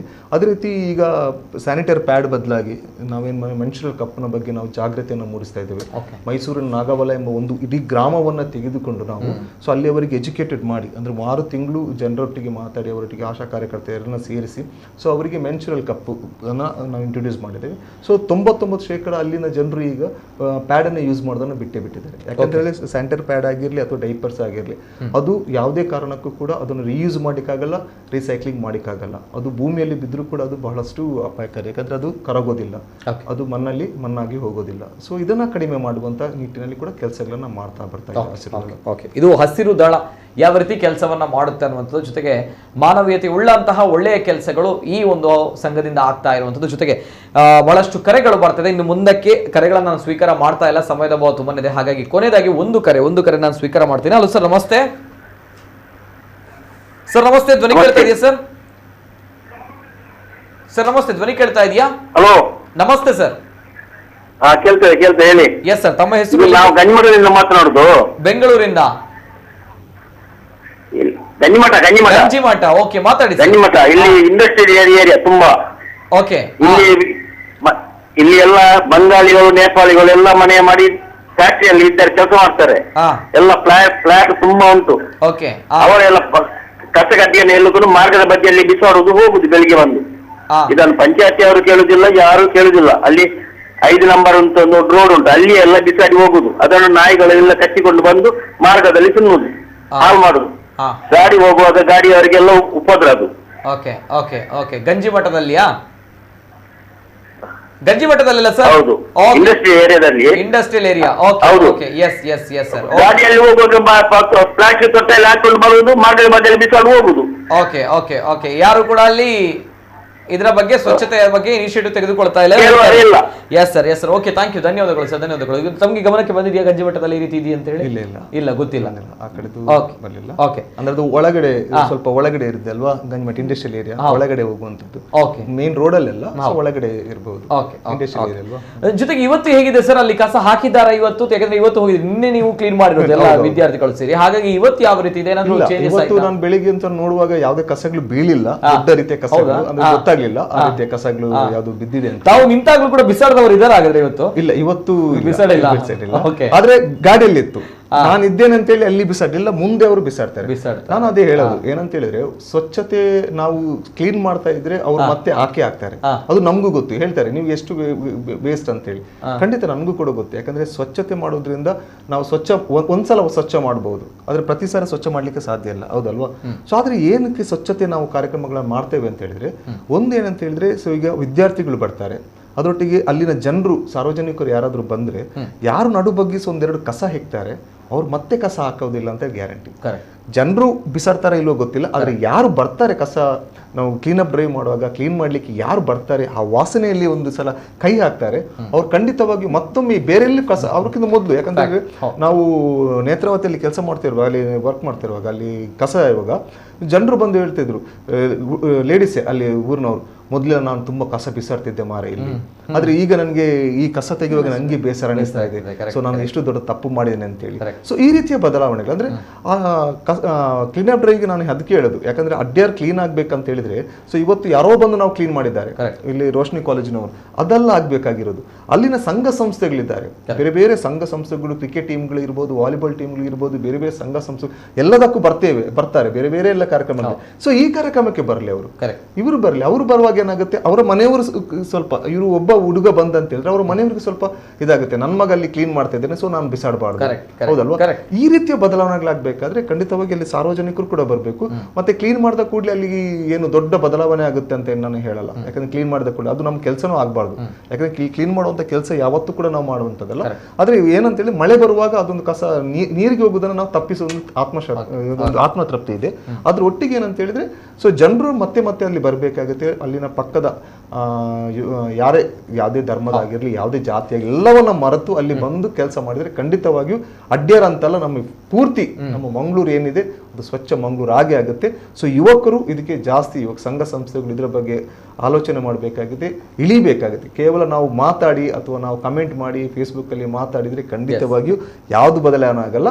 ಸೊ ನಾವು ಗ್ರೌಂಡಿಗೆ ಇಳಿದ್ರೆ ಮಾತ್ರ ಗೊತ್ತಾಗುತ್ತೆ, ಸೊ ನಾವು ಏನಾದರೂ ಮಾಡ್ಬೋದು ಅಂತೇಳಿ. ನನ್ನಂತ ಒಬ್ಬಲ್ಲ ಅಂತ ನೂರಾರು ಜನ ಇದ್ದಾರೆ ನಮ್ಮ ಇದರಲ್ಲಿ. ಸೊ ಒಂದು ಪುಷ್ ಬೇಕಾಗಿದೆ. ಸೊ ಬರಲಿ, ಹೌದಲ್ವಾ? ಸೊ ಬೈತಾರೆ, ಅವಮಾನ ಮಾಡ್ತಾರೆ, ನಮ್ಗೆ ಏನೋ ಹೇಳ್ಬೋದು, ಹುಚ್ಚರು ಅಂತ ಹೇಳ್ಬೋದು, ಬಟ್ ಪರವಾಗಿಲ್ಲ, ನಮ್ಮ ಹುಚ್ಚು ಒಂದು ಒಳ್ಳೆ ಹುಚ್ಚು ಅಂತ ಹೇಳಿ ನಮಗೊಂದು ಖುಷಿ ಇರಲಿ. Yes, thank you so much. Madam, ಕೊನೆಯದಾಗಿ ಮೇಡಮ್ ಏನು ಹೇಳಲಿಕ್ಕೆ ಇಷ್ಟಪಡ್ತೀರಾ? ಎಸ್, ಸಂದೇಶವ ಎಸ್ ಎಲ್ರಿಗೆ, ಜೊತೆಗೆ ನಾಳೆ ಆ ಭಾಗಕ್ಕೆ ಹೋದವರಿಗೆ, ಜೊತೆಗೆ ಉಳ್ಳಲ ಭಾಗಕ್ಕೆ ಹೋದವರಿಗೆ, ಅಥವಾ ಕಸ ಬಿಸಾಡುವವರು ಎಲ್ರಿಗೂ ಕೂಡ. ಎಸ್ ಮೇಡಮ್, ಸಂದೇಶ ಏನು ಅಂತ ಹೇಳಿದ್ರೆ, ಈಗ ನಾವು ಪರಿಸರ ಸ್ವಚ್ಛವಾಗಬೇಕು ಅಂತ ಮಾತಾಡ್ತೇವೆ. ಪರಿಸರ ಸ್ವಚ್ಛವಾಗಬೇಕಿದ್ರೆ ಮೊದಲು ಮನಸ್ಸು ಸ್ವಚ್ಛ ಆಗಬೇಕು. ನನ್ನ ಮನಸ್ಸಿನಲ್ಲಿ ನಮ್ಮ ಊರು, ನಮ್ಮ ಭೂಮಿ, ಇದನ್ನು ರಕ್ಷಿಸಬೇಕು. ಯಾರು ಹೊಣೆ? ಈಗ ನಾವು ಪ್ರಾಣಿ ಪಕ್ಷಿಗಳನ್ನೆಲ್ಲ ಕಂಪೇರ್ ಮಾಡಿ ನೋಡಿದರೆ ಎಲ್ಲವುಗಳಿಗಿಂತ ಹೆಚ್ಚು ಬುದ್ಧಿಶಕ್ತಿಯುಳ್ಳವನು ಮಾನವ ಅಂತ ತಿಳ್ಕೊಂಡಿದ್ದೇವೆ.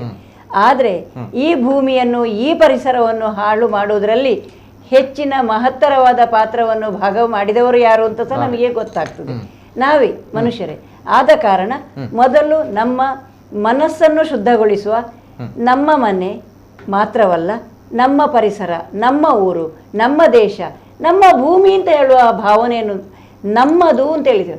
ನನ್ನ ಮನೆ ನನ್ನದು ಅಂತ ಹೇಳೋದು ಬಿಟ್ಟು ನಮ್ಮದು ಅಂತ ಹೇಳುವ ವಿಶಾಲ ಮನಸ್ಸಿನಿಂದ ಆ ಮಾನಸಿಕ ಒಂದು ಪರಿವರ್ತನೆ ಆಗಬೇಕು. ಅದಕ್ಕೆ ಮೊದಲು ಆಂತರಿಕ ಸ್ವಚ್ಛತೆ ಆಗಬೇಕು, ಆಮೇಲೆ ಬಾಹ್ಯ ಸ್ವಚ್ಛತೆ ಖಂಡಿತ ಆಗ್ತದೆ ಅಂತ ಹೇಳೋದು ನನ್ನ ಆಶಾಭಾವನೆ. ಮತ್ತು ಇದು ಯಾವುದೇ ಸರಕಾರದಿಂದ, ಯಾವುದೇ ಪಂಚಾಯತ್, ಯಾವುದೇ ನಗರ ಪಾಲಿಕೆಯಿಂದ ಸ್ವಚ್ಛವನ್ನು ಮಾಡಲಿಕ್ಕೆ ಆಗುವ ಬದಲು ಸ್ವಯಂ ಪರಿವರ್ತನೆ, ನಮ್ಮಲ್ಲಿ ಒಂದು ಬದಲಾವಣೆ, ಅದು ನಮ್ಮಿಂದ ಬಂದಾಗ ನಮ್ಮ ಊರಲ್ಲಿ ಬದಲಾವಣೆ ಆಗಲಿಕ್ಕೆ ಸಾಧ್ಯ. Okay okay, beautiful. ಜೊತೆಗೆ ನಾಳೆಯಿಂದ ಅಲ್ಲಿ ನಾಳೆ ಕೂಡ ನಿಲ್ತೀರಾ ಸರ್? ಖಂಡಿತ ನಾಳೆ ಕೂಡ ಇರ್ತೀರಾ ಅಲ್ಲಿ? ಓಕೆ, ಎಲ್ಲಿ ವಿದ್ಯಾರ್ಥಿ ಒಟ್ಟಿಗೆ ಬರ್ತಾರೆ. ಹೌದಾ? ಓಕೆ. ಒಂದೇನಂತ ಹೇಳಿದ್ರೆ ನಾನು ಒಂದು ಜನರಿಗೆ ಹೇಳಿಕ್ಕೆ ಇಷ್ಟಪಡ್ತಾ ಇದ್ದೇನೆ, ಈ ಭೂಮಿ ಅಂತ ಹೇಳುದು ಅದು ಮನುಷ್ಯನಿಗೆ ಮಾತ್ರ ಸೀಮಿತ ಅಲ್ಲ. ಅಲ್ಲಿ ಪ್ರಾಣಿ ಪಕ್ಷಿಗಳಿಗೆ, ಕ್ರಿಮಿ ಕೀಟಗಳಿಗೆ ಎಲ್ಲರೂ ಕೂಡ ಜೀವಿಸುವಂತ ಹಕ್ಕಿದೆ. ಸೊ ನಾವು ಬಿಸಾಡುವಂತ ಕಸದನ್ನ ನಾವು ಎಷ್ಟೋ ಗೋರಕ್ಷಣೆ ಅಂತ ಹೇಳ್ತೇವೆ, ಆದ್ರೆ ಎಷ್ಟೋ ಗೋವುಗಳು ಇವತ್ತು ಪ್ಲಾಸ್ಟಿಕ್ ಅನ್ನು ತಿಂದು ಸಾಯ್ತಾ ಇದೆ. ಸೊ ಇದ್ರ ಬಗ್ಗೆ ನಾವು ಎಲ್ಲರೂ ಕೂಡ ಯೋಚನೆ ಮಾಡಬೇಕಾಗಿದೆ. ಅದರೊಟ್ಟಿಗೆ ಬೇರೆ ಬೇರೆ ನಾಯಿಗಳು, ಪ್ರಾಣಿ ಪಕ್ಷಿಗಳು, ಮೀನುಗಳು ಎಲ್ಲ ಕೂಡ ಪ್ಲಾಸ್ಟಿಕ್ ಅನ್ನು ತಿಂತಾ ಇದ್ದಾವೆ. ಸೊ ಅದರ ಬದಲಾಗಿ ದಯವಿಟ್ಟು ಕಸವನ್ನ ಎಲ್ಲೆಲ್ಲೂ ಬಿಸಾಡಬೇಡಿ, ಸರಿಯಾದ ವಿಧಾನದಲ್ಲಿ ವಿಂಗಡಿಸಿ ಅದನ್ನು ಗಾಡಿಗಳಿಗೆ ಕೊಡಿ. ಗಾಡಿಗಳು ಬರದಿದ್ದರೆ ನಿಮ್ಮ ಜನಪ್ರತಿನಿಧಿಗಳಿರ್ಬೋದು, ಅಧಿಕಾರಿಗಳು ಅದನ್ನು ಪ್ರಶ್ನೆ ಮಾಡುವಂಥ ಹಕ್ಕು ನಮಗೆ ನಮ್ಮ ಸಂವಿಧಾನ ಕೊಟ್ಟಿದೆ. ಅದನ್ನು ಹಕ್ಕನ್ನು ನಾವು ಪ್ರಯೋಗಿಸೋಣ, ವ್ಯವಸ್ಥೆಯನ್ನು ಮಾಡೋಣ. ವ್ಯವಸ್ಥೆಗಳನ್ನು ಆಗದಿದ್ದರೆ ನಾವು ಅದರ ಬಗ್ಗೆ ಹೋರಾಟ ಮಾಡೋಣ. ಅದು ಬಿಟ್ಟು ನಾವು ಬಿಸಾಡಿದ ಕಸ ಮತ್ತೆ ನಮಗೆ ನಷ್ಟ ಆಗೋದು, ನಮ್ಮ ಜೀವಕ್ಕೆ ಹಾನಿಕರ ಆಗುವಂಥ ಪರಿಸ್ಥಿತಿಯನ್ನು ತಂದು ಯಾರು ಕೂಡ ತರಬಾರ್ದು ಅಂತ ಹೇಳುತ್ತಾ ಖಂಡಿತವಾಗಿ ನಿಲ್ತೇನೆ. ಎಲ್ಲಿವರೆಗೆ ಅಂತ ಗೊತ್ತಿಲ್ಲ, ಖಂಡಿತವಾಗಿಯೂ ಅದಕ್ಕೊಂದು ಕೊನೆ ಮುಟ್ಟುವವರೆಗೆ ಜನರ ಬೆಂಬಲ ಸಿಕ್ಕಿದ್ರೆ ಖಂಡಿತವಾಗಿಯೂ ಅದು ಮುಂದುವರಿಯುತ್ತೆ. ಇಲ್ಲಿ ಮಾತ್ರ ಅಂತಲ್ಲ, ನನ್ನ ಹಾಗೆ ಬೇರೆಯವರು ಕೂಡ ಬೇರೆ ಬೇರೆ ನಿಮ್ಮ ಊರಲ್ಲಿ ನಿಮ್ಮ ಮನೆ ಹತ್ರ ನಿಂತರೂ ಸಾಕು, ಒಂದು ಚಿಕ್ಕ ಬದಲಾವಣೆ ಆಗುತ್ತೆ. ಓಕೆ, ನಿಲ್ತೀನಿ ಎಲ್ಲಿವರೆಗೂ ಕೂಡ ಗೊತ್ತಿಲ್ಲ ಅಂತ ಹೇಳ್ತಾ ಇದ್ದೀರಿ. ಓಕೆ, ಜೊತೆಗೆ ನಮ್ಮ ನೇತ್ರಾವತಿ ನಮ್ಮ ಜವಾಬ್ದಾರಿ ಅನ್ನುವಂತಹ ಒಂದು ಮೂಲಕ ಸಂಚಲನವನ್ನ ಸೃಷ್ಟಿ ಮಾಡಿದಂತಹ ತಂಡ ಇದೀಗ ಅಡ್ಯಾರ್ಗೆ ಬಂದಿದೆ ಅಂತ ಬಂದಾಗ ಏನಿಲ್ಲ, ಇವ್ರುಗಳು ಏನ್ ಮಾಡಲ್ಲ, ತಂಡೋಪತಂಡವಾಗಿ ಬಂದು ಇವ್ರ ಕೈಗಳಲ್ಲಿ ದೊಣ್ಣೆಗಳಿರಲ್ಲ, ಕೋಲ್ಗಳಿರಲ್ಲ, ಅಥವಾ ಏನೋ ವೆಪನ್ಗಳಿರಲ್ಲ, ತಮ್ಗಳನ್ನ ಏನು ದಬ್ಬಾಳಿಕೆಯ ಮಾತುಗಳನ್ನಾಡಲ್ಲ, ತಮ್ಗಳಿಗೆ ರೋಪ್ ಕೂಡ ಹಾಕಲ್ಲ. ಇವ್ರುಗಳು ಹೇಳುವಂಥದ್ದಿಷ್ಟೇ, ಮುಖದಲ್ಲಿ ಒಂದು ಮುಗ್ಧ ನಗು ಇರುತ್ತೆ, ಕೈಯಲ್ಲಿ ಒಂದು ಭಿತ್ತಿ ಪತ್ರಗಳಿರುತ್ತೆ, ಸರ್ ದಯಮಾಡಿ ಕಸವನ್ನ ಬಿಸಾಡಬೇಡಿ ಅನ್ನುವಂಥದ್ದು. ಇದನ್ನ ನೋಡಿದವರು, ಮನುಷ್ಯರಾಗಿರುವವರು, ಮಾನವೀಯತೆ ಉಳ್ಳವರು ಯಾರು ಕೂಡ ಈ ತಪ್ಪುಗಳನ್ನು ಇನ್ನು ಮುಂದಕ್ಕೆ ಮಾಡಲ್ಲ ಅನ್ನುವಂಥ ಒಂದು ನಂಬಿಕೆ, ಆ ನಂಬಿಕೆಯ ಮೇಲೆ ಈ ಕಾರ್ಯಕ್ರಮವನ್ನು ನಾನು ಕೊನೆಗೊಳಿಸ್ತಾ ಇದ್ದೇನೆ. ಯಾಕಂದ್ರೆ ಮೊನ್ನೆ ತಾನೇ ನಾನು ಆ ಭಾಗಕ್ಕೆ ಹೋದಾಗ ಬಹಳಷ್ಟು ಬೇಸರ ಆಗಿತ್ತು. ನಮ್ಮ ಮಂಗಳೂರು ಇಷ್ಟು ಕೆಟ್ಟೋಗಿದ್ಯಾ ಅನ್ನುವಂತಹ ಪರಿಸ್ಥಿತಿಗೆ ಬಂತು. ಯಾಕಂತ ಬಂದಾಗ ಒಂದು ಕಾಲಘಟ್ಟದಲ್ಲಿ ನಮ್ಮ ಮಂಗಳೂರು, ಸ್ವಚ್ಛ ಮಂಗಳೂರು ಅನ್ನುವಂಥ ಬ್ರ್ಯಾಂಡ್ ಏನಿತ್ತು ನೋಡಿ, ಪ್ರಧಾನಿ ನರೇಂದ್ರ ಮೋದಿ ಅವರು ಹೇಳಿದ್ರು, ಸ್ವಚ್ಛ ಮಂಗಳೂರು ಮಾಡಬೇಕು, ನಮ್ಮ ದೇಶವನ್ನ ಸ್ವಚ್ಛ ಮಾಡಬೇಕು, ಸ್ವಚ್ಛ ಭಾರತ ಮಾಡಬೇಕು. ಅದೇ ನಿಟ್ಟಿನಲ್ಲಿ ಬಹಳಷ್ಟು ಕಾರ್ಯಕರ್ತರು ಬಂದಿದ್ರು, ಬಹಳಷ್ಟು ಜನರು ಸೇರಿದ್ರು, ಸ್ವಚ್ಛ ಮಂಗಳೂರು ಆಗ್ಬೇಕು ಅನ್ನೋ ನಿಟ್ಟಿನಲ್ಲಿ ಕೆಲಸವನ್ನ ಮಾಡಿದ್ರಿ. ಆದ್ರೆ ಈಗ ಎಲ್ಲಿ ಹೋಯ್ತು ತಮ್ಮ ಸ್ವಚ್ಛ ಮಂಗಳೂರು ಅಂತ ಪ್ರಶ್ನೆ ನಮ್ಗೆ ಆ ಸಂದರ್ಭ ಕಾಡ್ಲಿಕ್ಕೆ ಸಿಕ್ಕಿತ್ತು. ಯಾರಿಗೂ ಕೂಡ ಈಗ ಕಾಣಲ್ವಾ ಸ್ವಚ್ಛ ಮಂಗಳೂರು, ಸ್ವಚ್ಛ ಭಾರತ ದೇಶ, ಪ್ರಧಾನಿಯವರ ಪರಿಕಲ್ಪನೆ ಎಲ್ಲಿಗೆ ಹೋಯ್ತು? ತಮ್ಮಗಳಲ್ಲಿ ಬಹಳಷ್ಟು ಪಕ್ಷಗಳಿವೆ, ಸಂಘಟನೆಗಳಿವೆ, ಜೊತೆಗೆ ಬಹಳಷ್ಟು ಕಾರ್ಯಕರ್ತರಿದ್ದಾರೆ. ಆ ಕಾರ್ಯಕರ್ತರು ಇದೇ ಜೈಘೋಷಕ್ಕೆ ಮಾತ್ರ ಕಾರಣ ಆಗ್ತಾರ, ಸೀಮಿತರಾಗ್ತಾರ ಅನ್ನೋ ಪ್ರಶ್ನೆ. ಯಾಕಂದ್ರೆ ಅವ್ರುಗಳಿಗೆ ಈ ಒಂದು ವ್ಯಾಪ್ತಿ ಸೇರಲ್ವಾ, ಇದುಗಳು ತಮ್ಮ ವ್ಯಾಪ್ತಿ ಅಲ್ವಾ, ಇದು ತಮ್ಮ ಕೆಲಸ ಕಾರ್ಯಗಳಲ್ವಾ, ಅಥವಾ ಆ ಭಾಗ ಒಂದು ಮಂಗಳೂರು ಸಿಟಿ ಲಿಮಿಟ್ಸ್ ಅಲ್ಲಿ ಬರುತ್ತೆ, ಮತ್ತೊಂದು ಅಲ್ಲಿ ಅಡ್ಯಾರ್ ಗ್ರಾಮ ಪಂಚಾಯತ್ಗೆ ಸೇರುತ್ತೆ ಅನ್ನುವಂಥದ್ದು. ಯಾಕಂದ್ರೆ ಅವ್ರುಗಳು ಜನಪ್ರತಿನಿಧಿಗಳಲ್ವಾ, ಅವ್ರುಗಳಿಗೆ ಒಂದು ಪವರ್ ಇಲ್ವಾ, ಅವ್ರುಗಳಿಗೆ ಅವರ ಭಾಗವನ್ನ ಸ್ವಚ್ಛತೆ ಮಾಡಬೇಕು ಅನ್ನುವಂಥ ಒಂದು ಸಾಮಾನ್ಯ ಪರಿಜ್ಞಾನ ಇಲ್ವಾ ಅನ್ನುವಂಥದ್ದು ನನಗೆ ಆ ಸಂದರ್ಭ ಬಂದಿರುವಂಥದ್ದು. ಆದ್ರೆ ಅದನ್ನ ನಿನ್ನೆಯ ದಿನ ಈ ಒಂದು ತಂಡ ಅದನ್ನ ಫುಲ್ ಕಂಪ್ಲೀಟ್ ಆಗಿ ಚೇಂಜ್ ಮಾಡಿದೆ, ಬದಲಾವಣೆ ಮಾಡಿದೆ, ಅಥವಾ ಎಲ್ಲೋ ಒಂದ್ ಕಡೆ ಬದಲಾವಣೆಗೆ ಒಂದು ದಾರಿ ಮಾಡಿಕೊಡ್ತಾ ಇದೆ ಅಂತ ಬಂದಾಗ ನಿಜವಾಗ್ಲೂ ಕೂಡ ಹೆಮ್ಮೆ ಆಗುತ್ತೆ. ಹಾಗಾಗಿ ಇವತ್ತಿನ ವಿಶೇಷ ಕಾರ್ಯಕ್ರಮ, ಜೊತೆಗೆ ಆ ಭಾಗದ ಜನರು, ಅಡ್ಯಾರ್ ಭಾಗದ ಜನರು ನಿಜವಾಗ್ಲೂ ಕೂಡ ತಾವುಗಳು ಕೂಡ ನಮ್ಮ ಮಂಗಳೂರಿನವರೇ, ದಕ್ಷಿಣ ಕನ್ನಡ ಜಿಲ್ಲೆಯವರೇ, ಅಂದ್ರೆ ಪ್ರಜ್ಞಾವಂತರೇ, ಬುದ್ಧಿವಂತರೇ. ಹಾಗಾಗಿ ನಾಳೆಯಿಂದ ಅಲ್ಲಿ ಯಾರಾದ್ರೂ ಕಸ ಹಾಕ್ತಾರೆ ಅಂತ ಬಂದಾಗ ಪ್ರಶ್ನೆ ಮಾಡಿ. ಯಾಕಂದ್ರೆ ಅಡ್ಯಾರ್ ಅನ್ನೋಂಥ ಭಾಗ ಏನಿದೆ ನೋಡಿ, ಅಡ್ಯಾರಿಂದ ಕಂಡು ತಮ್ಮ ಭಾಗ, ತಾವುಗಳಲ್ಲಿ ವಾಸಿಸ್ತಾ ಇರುವಂತವರು, ತಮ್ಮ ಜಾಗ. ಹಾಗಾಗಿ ತಮ್ಗೆ ಸೇರಿದ್ದು, ತಮ್ಮ ಜಾಗವನ್ನ, ತಮ್ಗೆ ಸೇರಿದಂತಹ ಜಾಗವನ್ನ ಶುಚಿಯಾಗಿ ಇಟ್ಕೊಳ್ಬೇಕಾಗಿರುವಂತಹ ಕರ್ತವ್ಯ, ಜವಾಬ್ದಾರಿ, ಜೊತೆಗೆ ಹಕ್ಕು ಕೂಡ ನಿಮ್ಮದೇ. ಆ ರೈಟ್ಸ್ ಇರುವಂತದ್ದು ತಮ್ಗೆ. ಯಾಕಂದ್ರೆ ತಮ್ಮ ಊರು ಗಲೇಜಾಗ್ತದೆ, ನಾವು ಅಡ್ಯಾರ್ ಒರ್ಚಪ್ಪ ಅಲ್ಪ ಗಲೇಜುಂಡು, ಅಲ್ಪ ಮಾತ್ರ ಡಂಪಿಂಗ್ ಯಾರ್ಡ್ ಆದಬೋದು ಬಂದಾಗ ನಿಕ್ಕಲ್ಲ ಊರಿಗೂ ಶೇಮಾಪಿ ಇದು ಎಂಕಲ್ಲ ಅಲ್ಪ ಕುಡ್ಲಾಗಿ ಬರ್ತದೆ, ಇಂಚಿನೇ ಮಲ್ತಾರ ಅದು ಕೊಟ್ಟಾರ ಬಂದಂಚಿನ ಪ್ಲೇಸಿಗೆ ಇಂಚಿನೇ ಒಂಜಿ ಪುದರ್ ಬರ್ತದೆ. ಆ ಕಪ್ಪು ಹಣೆಪಟ್ಟಿ ಬರ್ರೆ ಬುಡೊಚ್ಚಿ ಪಚ್ಚನಾಡಿ ಪಂಪನಂಚಿನ ವಿಚಾರ ಬಂದಾಗ ಕೆಲವು ವಿಚಾರ ಬರ್ಪಣ ಐತಪಿರೋಡು ಅಂಚಾರೆ ಬುಡೊಚ್ಚಿ ಪಂಪನಂಚಿನ ವಿಚಾರ ಅಂಡ ಪಚ್ಚನಾಡಿ ಅವು ಅನಿವಾರ್ಯ ಕಾರಣ, ಇಟ್ ನೋ ಡೌಟ್. ಅಂಡ ಒಂದು ಮನುಷ್ಯತ್ವನ್ ಬುಡ್ದು, ಮಾನವೀಯತೆಯನ್ನು ಬುಡ್ದು ಮಲ್ಪನಂಚಿನ ಬೇಲೆ. ಸೊ ಐಕಿ ಏಪಗ್ಲ ಎಡೆಮಲ್ತು ಕೊರಡ್ಚಿ ಅಡ್ಯಾರ್ ಪಂಪನಂಚಿನ ಪ್ಲೇಸ್ ದಾದೊಂಡ ಆ ಪ್ಲೇಸ್ ದ ಒಂಜಿ ಪವಿತ್ರತೆನ ಒರಿಪಾಲೆ ದಯಮಲ್ತು ಇಂಚೆ ಕಜಾವ್ ಪಾಡ್ನಾಗ್ಲಿಗೆ ಬುದ್ಧಿ ಪಾಲನೆ ಐತೊಟ್ಟಿಗೆ ಈ ಜವಾನಿಯರು ಸೇರಿದ ಅಲ್ಪೊಂಜಿ ಬದಲಾವಣೆ ಮನ್ಪೊಡೊಂದು ಬೈದೇರು. ಸೊ ಬದಲಾವಣೆ ಆವೋಡು ಪಂಪನಂಚಿನ ಎಂಕಲ ಆಶಯ ದಯಮಾಡಿ ಮನುಷ್ಯರಾದವರು ನಾಳೆಯಿಂದ ಅಲ್ಲಿ ಕಸ ಹಾಕಲ್ಲ ಅನ್ನುವಂಥ ನಂಬಿಕೆಯೊಂದಿಗೆ ಈ ಕಾರ್ಯಕ್ರಮವನ್ನು ನಾನು ಕೊನೆಗೊಳಿಸ್ತಾ ಇದ್ದೀನಿ. ಅಂಡ್ ಜೊತೆಗೆ ನಮ್ಮ ಜೊತೆ ಇವತ್ತಿನ ಕಾರ್ಯಕ್ರಮದಲ್ಲಿ ಅತಿಥಿಗಳಾಗಿ ಜಾಯ್ನ್ ಆಗಿರುವವರು ಹೆಮ್ಮೆಯಿಂದ ನಾನು ಧನ್ಯವಾದಗಳನ್ನು ಸಲ್ಲಿಸ್ತಾ ಇದ್ದೀನಿ ಇಬ್ಬರಿಗೂ ಕೂಡ. ನಾಗರಾಜ್ ಆರ್ ಅಂಜನ್ ಅವರು, ಸಂಯೋಜಕರು, Hasiru Dala. Sir thank you so much.